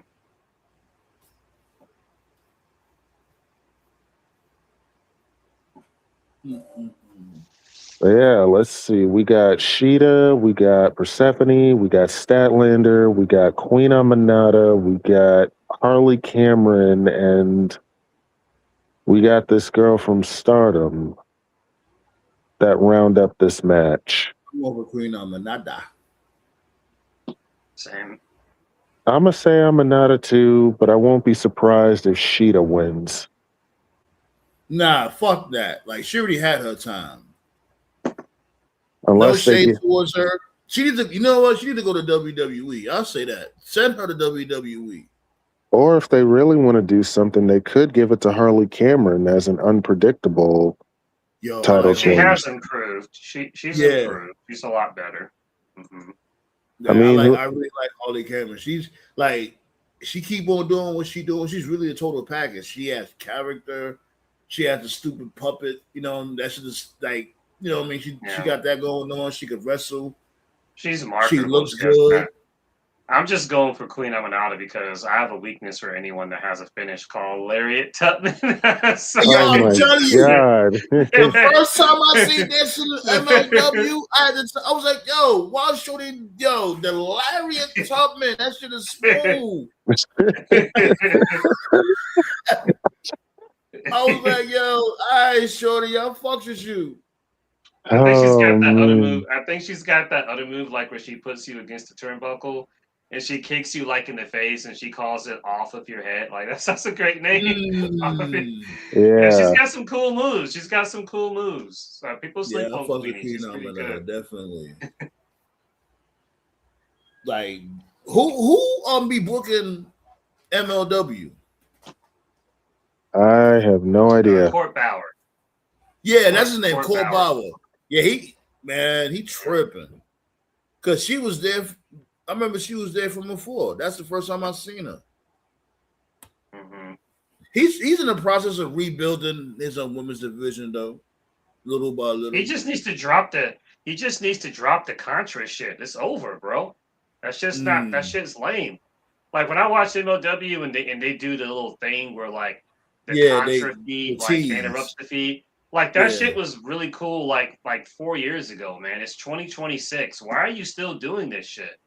It just really shows a lack of creativity. I'm not gonna sit here and attack WWE for lack of creativity over the bloodline and like give MLW a pass. Like I don't care if you're a big company or if you're a small company, man. Every faction has a run, and when that shit reaches its expiration date, fucking move on. I think they're trying to build towards the Contra Merc shit. Remember I was telling you in the group chat how I think they're gonna do the whole NWO Hollywood NWO Wolfpack angle when it comes to Contra and the Contra Mercs. The Contra Mercs is supposed to be these dudes. What's the name? Gallows and Anderson, Shotzi Blackheart, and this dude Mads. Well, I've watched every episode since they've come back, and I'll be honest, like so far so good. They got the right roster. They got Cross as the champion. You know, they got him and Hammer and Riddle are chasing him. They have what's her face? My dude, the back slap he caught Hammer with, that's yo. Oh my god, that shit had me crying, yo. He laid this motherfucker smooth out. That shit was so fucking funny. They got Shotzi as the women's champion. I'm not really a big Shotzi fan, but she's fine. You know, she's okay in the ring. You know, she's marketable. So she's getting better. She's getting better. Yeah, she does her job and stuff. So she just had a match with Leo Rush. So I see that. Yeah, that was pretty entertaining. I see Aries is back. He's the middleweight champion. He's doing some good heel work. He's staying out of trouble. Did you see that fucking match with him and Diego Hill? Yeah. Yo, listen, that match, TKO, you see that match? I did. Yo, really, really good fucking match. Thing is, Aries has always been nice. The problem is he's just a dick. That's what it is. Yeah. When he's motivated, that's the issue. Yeah, when he's motivated and like is in a good mood, there's no one better. So I'll give him credit. Like, keep it up, Aries, man. Like, just stay out of trouble, man. Like, you probably won't be in a bigger company, but like, just keep it up in MLW, bro. Because I'm looking forward to your shit. Because I think he wants to run it back with Mystico. That'll be a good match. Yeah. So, but yeah, I like what they're doing so far. But really, the only negative I can give them is just the Contra shit. Every time they do like the Contra feed thing, it just takes me out of it. I'm just like, you know. Yeah, it's like, my main thing was they wasn't a unit. After, Jacob had left and Mads became the heavyweight champion, like, they wasn't together. What's my dude named Akira Kwan? Like, where the fuck is he? Where's my dude, Kara Kwan at? As a matter of fact, where is he? The black He and gave up. dude. He gave up. He basically pulled a Rusev. Like he was trying to go after that. He was trying to go after their cruiserweight title. He couldn't do it, and then Kushida fucking won it, and then he just let Kushida join. Like my nigga, Yeah, he was trying I to win guess this he's the belt leader for now. Like, how the fuck you Yeah. make him the leader? And come like on, son. you was trying to get that title, you couldn't do it, and so you let someone else do it, and you let them join the group. Like That Oh motherfucker, man. he rage quit like Lord tier God. Anubis is good, my dude.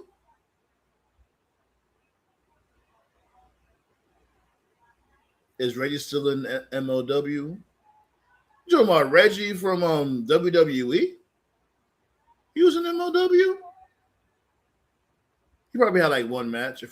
I won't be surprised if he had one match, but no, he's not. That's good, B. That's good, Anubis. But yeah, B. Rollins. And Roman Reigns. Yeah, Seth Rollins versus Roman Reigns. Yeah, B. Great promo. They both cut. You know what I'm saying? I definitely could appreciate that shit. But I know y'all seen the fans just lighting them dudes up on WWE.com. These motherfuckers dug in the crates for that match. He's like, oh, we're not gonna do that. We seen Roman Reigns beat Seth Rollins clean. We're gonna dig in the crates for this one, and we're gonna flood those comments. Yeah. I'm like, damn, the universe is petty as fuck, but rightfully so. You know what I mean? Y'all on y'all P's and Q's. I can't be mad at that shit, but yeah, what the story can't sit there and say this match will be a attraction. You can't completely shit on this match. Yeah. What the story is that they're saying that when it matters, Roman has never beat Seth. That's true. That's a true statement. Every time they've had a match for a title, no, it's not. You every hear what time they they've said? had a match for. No, I heard what you said. I said every time they've had a match. Yeah, I'm saying every time they've had a match where it matters, Roman has never beat Seth. That's the story. And that's a fair statement. The match that you're talking about, that was a random match on Raw where nothing was on the line. Every time they've ever had a match for a title or a match at a big stage, Seth has beaten him every time. That's the story that they're trying to say. And that's a fair story that I get. Yeah. But like I said earlier on a voice clip, I get and understand why a modern day WWE fan isn't really here for it, because this is a match they should have did like 3 years ago during Roman's initial tribal chief run. In 2026, Seth is not cooking like he was in 2015 or 2016. You know, what has Seth done lately for people to even want to care about this match? People want to see Roman and Oba, or Roman and Fatu again, or Roman and whoever. So, like, I get it. But as a fan who appreciates continuity and as a fan who hates loose ends, I don't mind this match. So, I say this. I don't mind it either. Get all the money matches out of the way. Yeah, Sifu. He beat it. It was 2014 or 2016. It was one of them years. Yeah, he beat him straight up. Right. And people was flooding the chat. Yeah, they had a Money in the Bank match.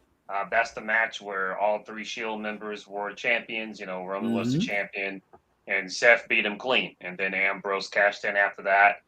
A lot of people don't talk about that match too. I don't think they ever did a match like that from before. Like, because wasn't they all champions or something like that? If I'm not mistaken, Roman entered as champion, and then Seth beat him clean, and then Ambrose cashed in, and then he beat Seth. So all three Shield members were champion in one night. It was really cool. So they did that. They had their Rumble match, and that's the one I was talking about earlier. They had a match at the Rumble at 2022. It was really good. That's the match where Seth came out to the Shield theme to fuck with Roman. That whole show was really bad. Rumble 22, that was the show where Sandman fell asleep on stream. That show was dog shit.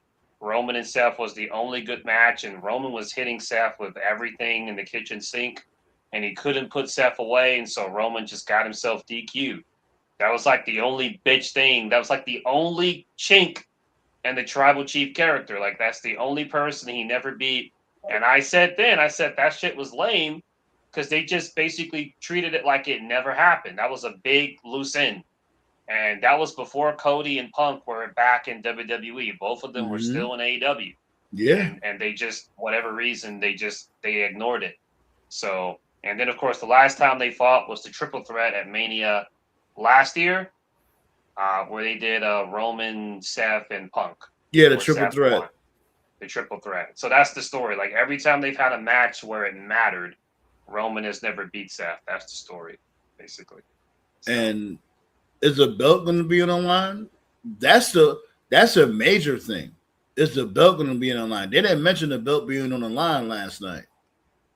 Right. And yeah, and to add to that, Seth never lost the world title. He had to forfeit it because he was hurt. So, and as I said, the stakes is definitely high. There's a lot of shit they could touch on when it comes to this storyline right here. And as I've said this, and I'm not trying to be a dick about it. No offense to Seth, my dude. You're a great talent. I'm not disputing your abilities. He's one of the best. Yeah, Seth's one of the best. Every time he gets a title, he gets hurt. You know, it's just something about that pressure. Not everybody can handle it, you know? And I think he's won it like every time. Like, he never lost the WWE title. He lost it because he got hurt. And, you know, he had to forfeit the World Heavyweight Championship. So, but anyway, I'm sure Roman will mention that in the promo. So, probably. I also kind of feel bad. I also kind of think they kind of wasted our time with this King of the Ring thing, because doesn't the winner just choose which title to fight for at SummerSlam? But now Oba's forfeiting his shot just so he could fight Brock. It was a waste of time, because if you were going to have Oba forfeit his title shot, then why even win the King of the Ring then? If that was the case, just have Brock cost Oba, and you could have just had Seth win King of the Ring. Well, let's not go that far. Hold on, let's not go that far. He didn't forfeit it. He still had the title shot. He just postponing it. My thing is that if that was the case, y'all should have just flew this dude Brock out and costed him in Saudi Arabia. You might as well just did that shit to have Jey Uso win the King of the Ring. You know? Yeah, it would have been pissed, but it would have made sense given the fact that y'all was going the Hell in a Cell route in the first place. Y'all had this Hell in a Cell match planned, and you know what I mean? We all, because you know what I'm saying, right? That's all I'm saying. Yeah, I got it. Yeah. You like, we all thought this dude Brock Lesnar was going to pull up in Saudi Arabia and now the champions. They didn't do that, and I appreciate that. They had this dude King Oba beat Jey Uso clean, but they still ended up having this dude Brock Lesnar show up the night after, and set up the match, the Hell in a Cell match for SummerSlam. If y'all was going that route anyway, might as well just kill two birds with one stone. Now you got to remember this: Roman Reigns didn't address Jey Uso yet. Remember, Roman Reigns was the one that put Jey Uso on that mission to win the King of the Ring. He didn't address him yet. So are we just going to forget about that? Unless he wants to challenge Sami Zayn or Cody next. Yeah, that's what he said he's going to do. That's what he told Jacob. He told Jacob he's about to pull up SmackDown this week and challenge this dude, Sami Zayn. But like I said, he might as well have just won the King of the Ring. Like what you were saying too. Well, you didn't say that, but you was alluding to it. Because he's going to end up he's going to end up fighting this dude, Sami Zayn, for the championship anyway. So I don't know. It just didn't make it. That's the only thing that felt kind of weird about. And the boat, you know what it is too? Is Brock Lesnar, yo. You could have just took your retirement and stayed home. You're complicating shit. Now, That's why I granted, told you, man. That's why I don't like fuck I'm with here, Brock. I do want to see the Hell in the Cell. I do. I'm not sitting there and shit on the these motherfuckers in the Hell in the Cell. But you're still complicating shit, my nigga. Go ahead. No, I was just saying that's why I don't fuck with Brock. You know, I get in that with John all the time. This is a guy who doesn't care about his legacy. All he cares about is to check clearing. So, and I'll say it again. Vince would have been furious. There's no way he would have wanted a WrestleMania moment like that to be an absolute waste. WrestleMania was like sacred ground to him. These TKO folks, they don't care. Vince was an idiot. He lost his mind, but he wouldn't waste a WrestleMania moment like that. No, he took that shit seriously. But remember, he's the one that finalized the deal. Vince. Yeah. Yeah. So because it's like, all he cared if about you knew was this money. on this type of time, why do this? Like, why did this deal have to happen in the first place? I don't get it. Money, bro. WWE Money. had bread. They had bread before Yeah. TKO. Why do they need TKO? Right, that's what I'm saying. Like, that's what I'm saying. Like, it's like that Joker scene from The Dark Knight. That shit's aged like wine. That part in the movie where he's talking to the Italian mafia guy, and he takes the cigar and he's like, "I'm only burning my half," and the guy's like, and Joker's like, "All you people care about is money." Like, that's WWE. Yeah. Like, how much money do you fucking need, bro? Like, you're already billionaires. What, you want to be zillionaires? Like, how much fucking money do you need? Like, they're obsessed with it. That's all they care about. I think it's a disease. Yeah. Seriously, I really think it's a disease. Yeah. It's like, God damn. Yeah, that part where Joker was burning the money and he's like, it's not about the money. It's about the message. Everything burns. That's what they need. They need someone to just come in there and just burn all that shit up. But that's not going to happen because whether it's Rock or Nick Khan or Triple H, like all these dudes care about is fucking money. Money, money, money, money, money, money, money. It's like, how much money do you guys fucking need? I mean, I know TKO's in debt, but like shit. And they're in deeper debt because they're not paying off that debt. They're putting the money in their pockets.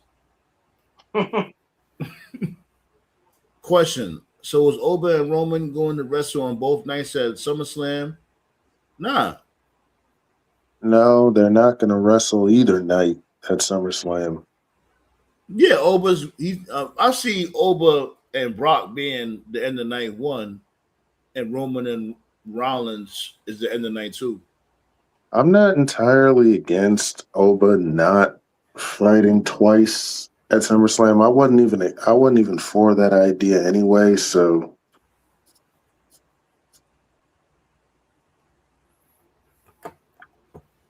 I do want to see some blood in this Hell in a Cell match.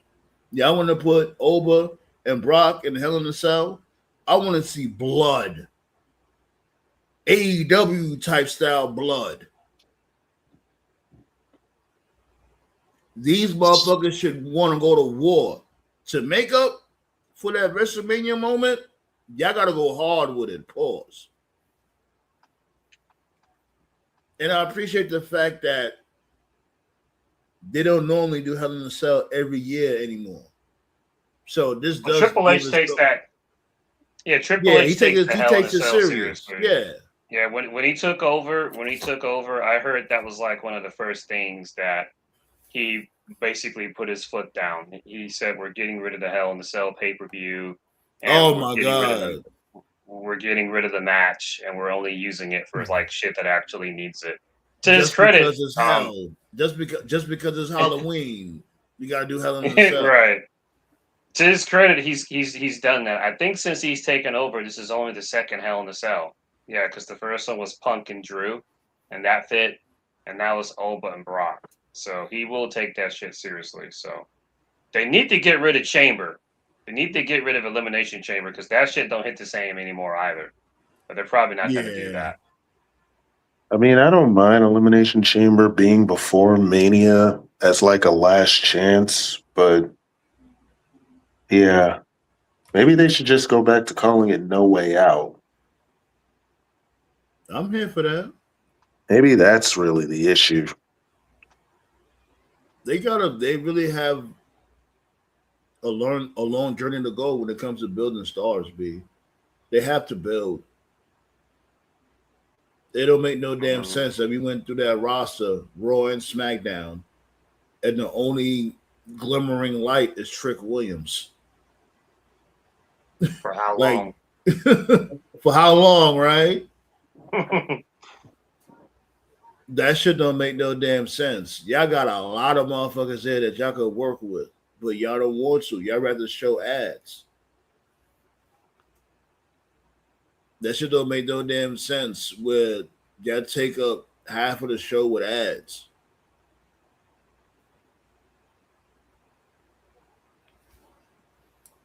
Pussy And it clocks. seems to me like low key, they got like a little bitter that some of the guys were getting themselves over. Like everyone always talks about LA Knight being the most obvious one, but two others is Carmelo and Dragunov. Like Dragunov, they just took him off TV for God knows why. Yeah. And then Carmelo, they just cooled him off for like no fucking reason. So it's like Yeah. anytime someone like actually starts to get over, it's like, nah, we got to cool them off. Like, how is anyone supposed to get over then? Like, what? And it might be even more difficult now since SmackDown is going to be 2 hours, so that's less TV time. Right. Them ads is killing shit, B. Like, that's one of the reasons why the product is suffering. Ain't nobody trying to see fucking 20 minutes worth of commercials, son. Every single show, 20 minutes worth of commercials. You know how much that shit kills momentum? That's why people just watch the highlights. Because those ads be killing the momentum. And then most of the time, y'all play the same ads over and over. I told you, take a shot every time you see that DoorDash commercial. Yeah. It could be a match. It could be a match getting really good out of nowhere. They don't even give you a warning anymore. They just throw an ad on out of nowhere. We didn't realize how good we had it back in the Attitude Era and the Ruthless Aggression. Remember when the ads were like about movies and games that were out at the time? Like, can we go back to that? Can we go back to like actual ads of like just regular shit? Now it's like we got to promote like DoorDash apps and we got to promote like random C-list Netflix shows nobody gives a fuck about because Raw's on Netflix. So Right. At we least got the to ads, advertise like the mobile. commercials connected to the show, connected to what's going on. We don't even get a warning. Right. Remember from before, they give you a warning like, "Oh, this match will continue after this break." They'll say something Remember like that. when, They just cut straight to the ads now. Like, they don't give a fuck. Remember when like pay-per-views were sponsored by like popular video games? Like, oh, Armageddon is brought to you by Mortal Kombat 9 or Yeah. you know, just, Yeah. like just random shit like that. Like, you know, like They stuff always that make make it they always make sure the Yeah. shit intertwined with each other. Like, for instance, AEW does that shit. Like when they had the deal, they got the deal going on with DC, and they will have certain people pull up dressed like certain DC characters, or you know, shit like that. right. They just had this dude pull up dressed like Bane. Oh, Swerve. No, not Swerve, Osprey. Oh, Osprey. Okay. Yeah, Swerve. Swerve is dressed as Lobo. Yeah, Yeah. Swerve was dressed like Lobo, right? But that's like it's like they do shit like that, and I appreciate that. They got a deal going on with DC, and yeah, that's what you do. Yeah, they have fun with it. Mm-hmm. These You know another motherfuckers. thing they don't do? They don't do the Halloween episodes anymore. They don't do those anymore. Remember, like when they used to have the wrestlers would just dress up. That shit saved Cena's career. People forget that Cena The was a Vanilla rapper Ice for gimmick, one yeah. night. Yeah, that was a one night only gimmick just for shits and giggles, and people liked it so much they said, "Hey, just stay as the gimmick." And that fucking people don't know that about Cena. That's the part of his life that he doesn't talk about enough. Like that dude was on the chopping block. They were gonna cut him. He was gonna get fired. They were gonna fire Cena, and that Doctor of Thugonomics one night only gimmick, that shit saved his fucking career. Yeah, saved his because life. they was on a tour bus and they was freestyle. It was Cena, Mysterio, Rikishi. You know, he was playing around in the back of the tour bus and shit. And Stephanie had overheard Cena. She was like, "Yo, leave me hear something. Spit a 16." And he spit a 16 straight off the head. And she was like, "Yo, do you want to do that live on TV?" Cena was, he was like, "Of course I want to." Like he thought she was playing. She's like, "I'm dead serious." Mhm. And the rest is history. They had Right. They had the Halloween episode. He was dressed as Vanilla Ice. He spit a 16, and the rest is history. Yeah. Pretty much. Yeah. Stephanie, like, was it for Stephanie? Cena would have been cooked. Which is why I never really. I mean, and thankfully, this has died out. Like no one says this anymore. But once upon a time, there was a narrative. It was, oh, how come there's never been a black champion in WWE? And dumbasses really were saying this. Oh, it's because black culture isn't marketable. People really were saying that shit. They were Yeah, saying black yeah, culture Bummy was Dreamer. not. Yes, that motherfucker. It's like, wait a minute. Black culture is not marketable, but like your top guy got over with black culture. The fuck are we talking about? Like, Like he sounded like a whole goof. I'm like, go jump in the dumpster or something. Fucking goofball. Man, oh man. They say black talent's not marketable, yet you got Samoans wrestlers that are incorporating black talent in their gimmicks. Yeah, why that's the their fuck whole this Dreamer swag. even? They act like us. This dude said Tongaloa was the next rock. Yes. Yes, my nigga. Like, yo, come on. Oh man, what a Shout out dumbass. to LA Knight, be like, and I believe LA Knight. I believe him. He's that dumb.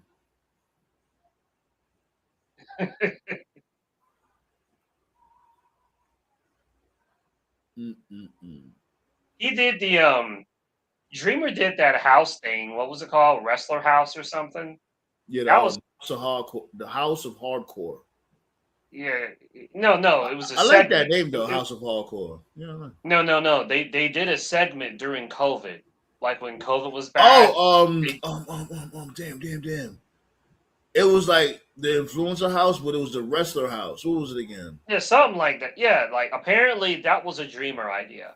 I like that. Now, I Yeah, remember some people didn't like it. They thought it was lame and corny. I liked it. I thought it was funny. It was yeah, different. I It was did like some too. real world shit. Yeah, so I'll give him that. I like that. And apparently Dreamer was really big. He was big on LAX with Santana and Ortiz. Um, yeah, so he liked that. So I'll give him those two things. But I mean, a broken clock is right twice a day. So yeah. Blaze said black culture isn't marketable. Fast forward, they keep playing the same Eminem song Godzilla to open up the show. Right. And that's one of the wackest songs Eminem ever did. And they playing that bullshit. They are so out of touch. They playing that on Raw and they playing Megan Thee Stallion on SmackDown. Like, and y'all, they playing the weakest tracks. Like, y'all motherfuckers don't have your ear to the streets at all. Yeah. No.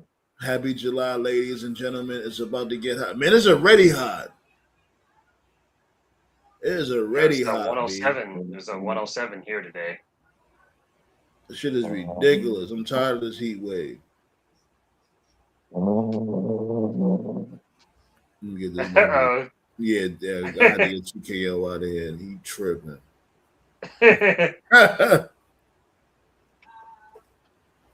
Shit, B. He's supposed to say the damn dynamite card.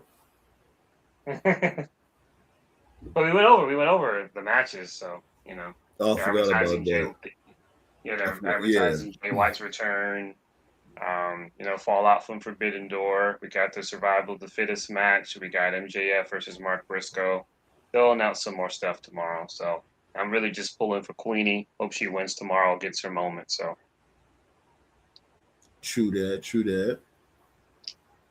So you heard about 50 Cent might be performing for this dude Trump's son. it's first time hearing about MAGA. that. Yeah, I thought it was some bullshit at first, but the rumor is starting to really pick up some steam. It's not going to be for Trump. It's going to be for his son on Georgia the 50th birthday of the America, whatever. Yeah. And this Well, a was lot of these performers. Go ahead.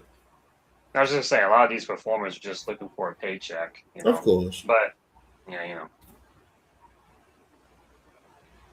I think Snoop changed his tune. Like in the beginning, he was like, "Oh, I'll never do that," but clearly he changed his mind. Yeah, he said, "Which one of you jigaboos want to go perform for Trump?" Literally, the very next year, drop it like it's hot. Drop it like it's hot. Motherfucker just flaming Snoop on Instagram. Like, damn, Snoop, it's like that. You turn into Uncle Coon to the Uncle Snoop, all that shit. Yeah, This Snoop motherfucker started low-key is posting. Yo, check it. He started posting Bible scriptures after that. He's like, "Oh, God will hold me down, and God is." I'm like, "Oh, now you're religious." Now all of a sudden, "Oh, God got me. God keeps shining His light on me." I'm like, "Yo, my dude, you're a hypocrite."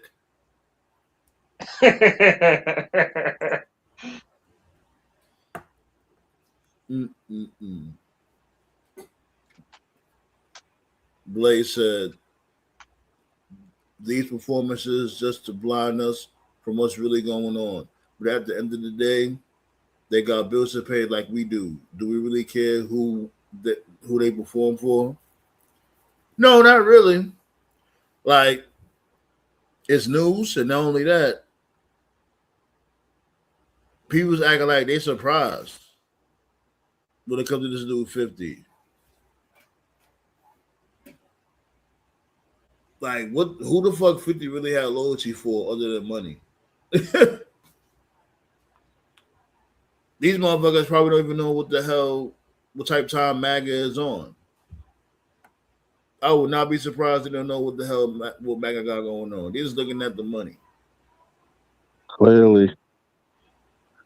Oh shit. What you think about that, TKO? Oh man. I mean, what can I say? Shit. It is like a whole card. I think Josh supposed to be there too. It is like, damn. So 50 and John linking up. So it took for this dude, Donald Trump's son, for y'all to come together. I don't know. They said they supposed to be there, Busta Rhymes. It's supposed to be like a whole lineup.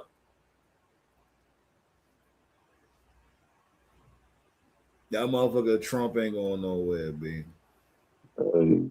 They don't care.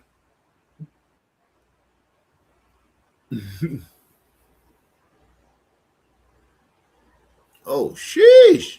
We got 20 likes in the building. God damn.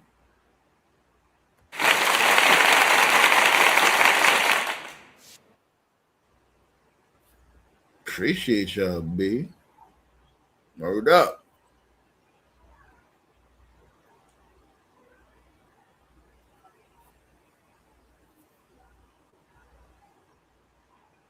Oh man, this dude Cena. So, all right, when it comes to this dude Cena, he's gonna stay bald, or he's supposed to get a new shape up? What they got going on with this dude Cena? Because he's been balding for a while. So the person he took a photo with is like a doctor, and he got like a special like enhancement surgery to help grow his hair back, but it requires him to go bald. So people are saying like, damn, like why didn't he do this for his heel run, which is a justifiable like, yeah, you should have did it for your heel run. So it's like, my dude, just keep your hair bald. You know what I mean? Like,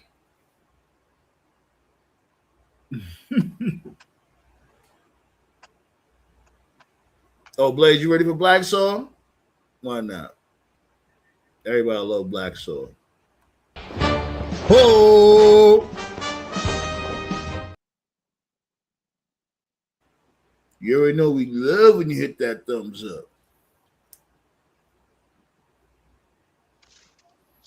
And last but not least, we got to talk about Big Bill, Pause, and Enzo. And you already know, like, they should definitely go to the main roster. I remember from before, people were saying that they're going to pull up to NXT. I don't think NXT deserves them.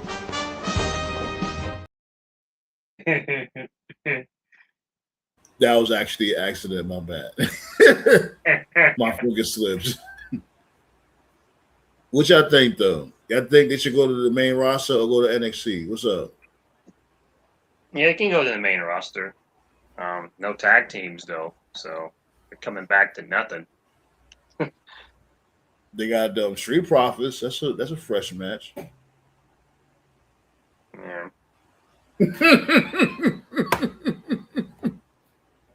It's like one team. So I think yeah. I feel you though. I think Big Bill should just be singles and Enzo should just be the mouthpiece. That's what I think they should do. So, well, that's the thing though. Why they can't do both? Why they can't be a tag team and singles wrestlers? I mean, they can be both, but again, no teams. Who they gonna wrestle? Alumni? Oh man, that's a crazy part. And WWE has tag teams. They just choose not to push them. I don't get it. I really don't get it. They don't see value in the tag. How y'all don't see value in tag teams? Well, most of your stars were tag teams. Shawn Michaels, Eddie Guerrero, Bret Hart. Who else? Sid Justice. Fucking who else? I go on and on.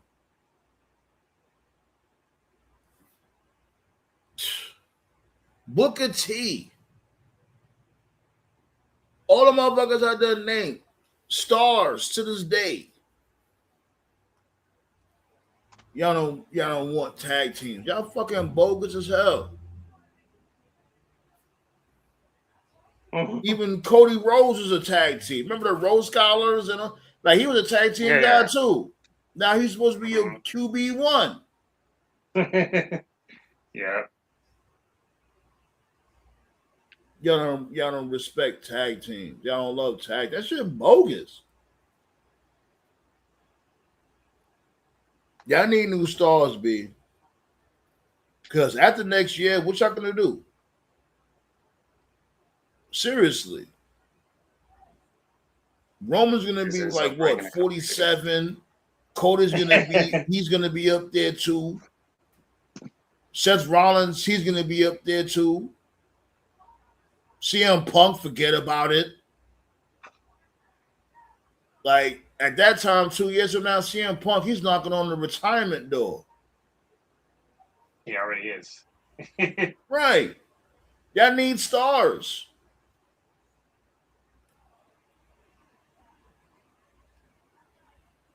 Blake said someone called Theodore alone to get his tag team division rolling.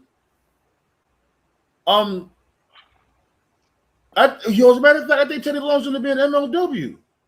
If I'm not mistaken. Yeah, he's supposed to show up for MLW. Yeah.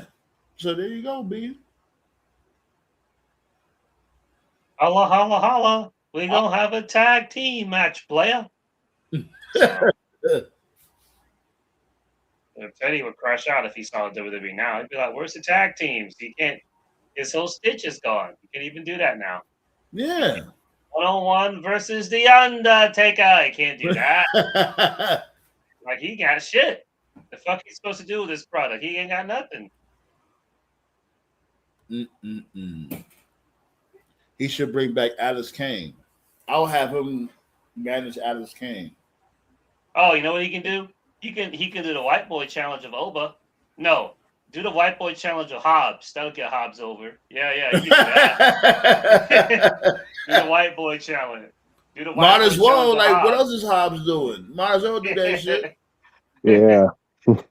Like, what the fuck we doing with Hobbs, son? Like, okay, he was in the King of the Ring qualifier, right? The quarterfinals. What's next? Mm. I don't know. Nobody. That shit is so crazy. Nobody knows. I don't know either. Damn, man. This shit crazy, son. You with that shit too, right, Blaze? White boy challenge for this dude? Yeah. Give him something to do. It'll be something. Oh, you talking about Oba? Shit, Oba got the ultimate white boy challenge. He's gonna be in the face Brock in the Hell in a Cell. You can't get more challenging than that.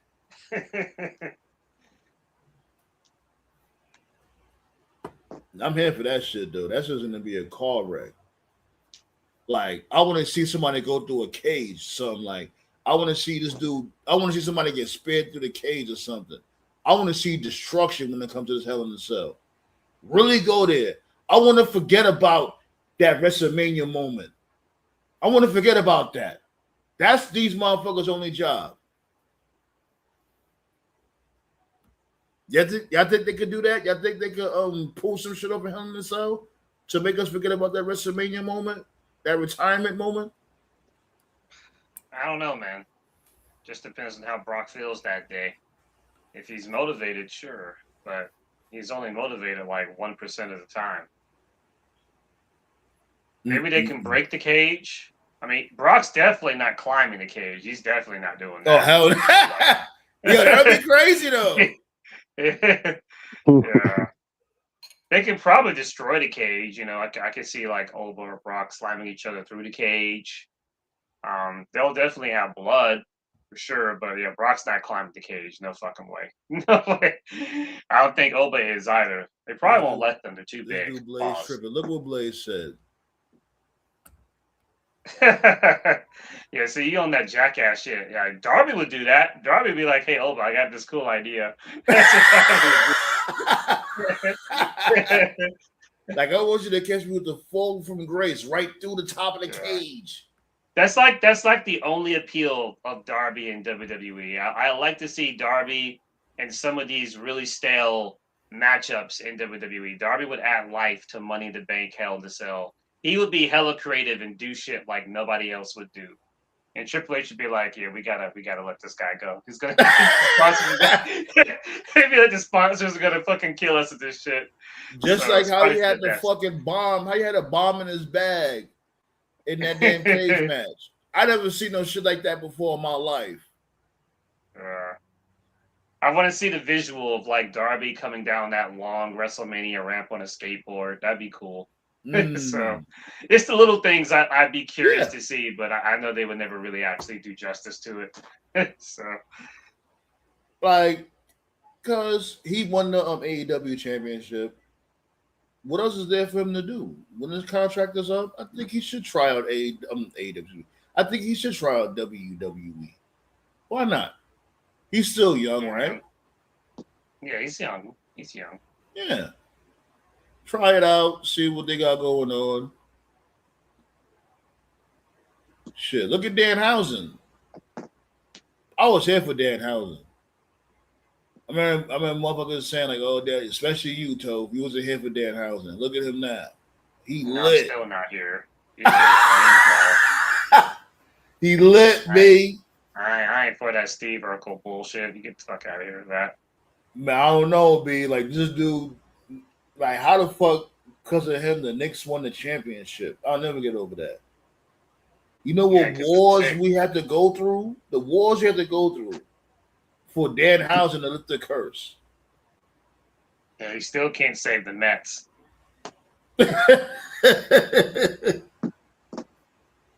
I'm telling you.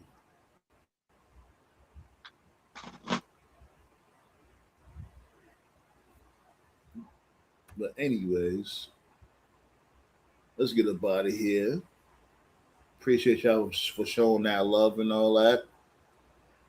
Make sure y'all check out the Monday Night Munchies. I'm gonna have the What If Wednesday tomorrow.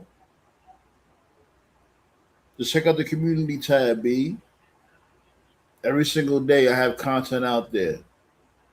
And I'm bringing back the bum out of the week too. I got some in the chamber. We're gonna bring back bum out of the week, and we also got bogus behavior on the way. Appreciate y'all, B.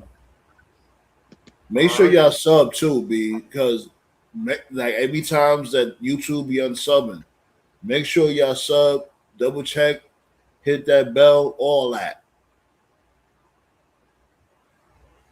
Hold up.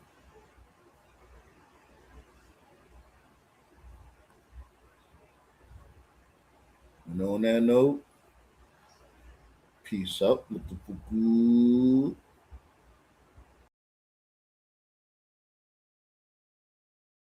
Let's get litty and make this a celebration. Yeah, I feel amazing. Bartender keep me racing. Put your drinking glasses high in the sky. Let them know you're blessed and you really love life.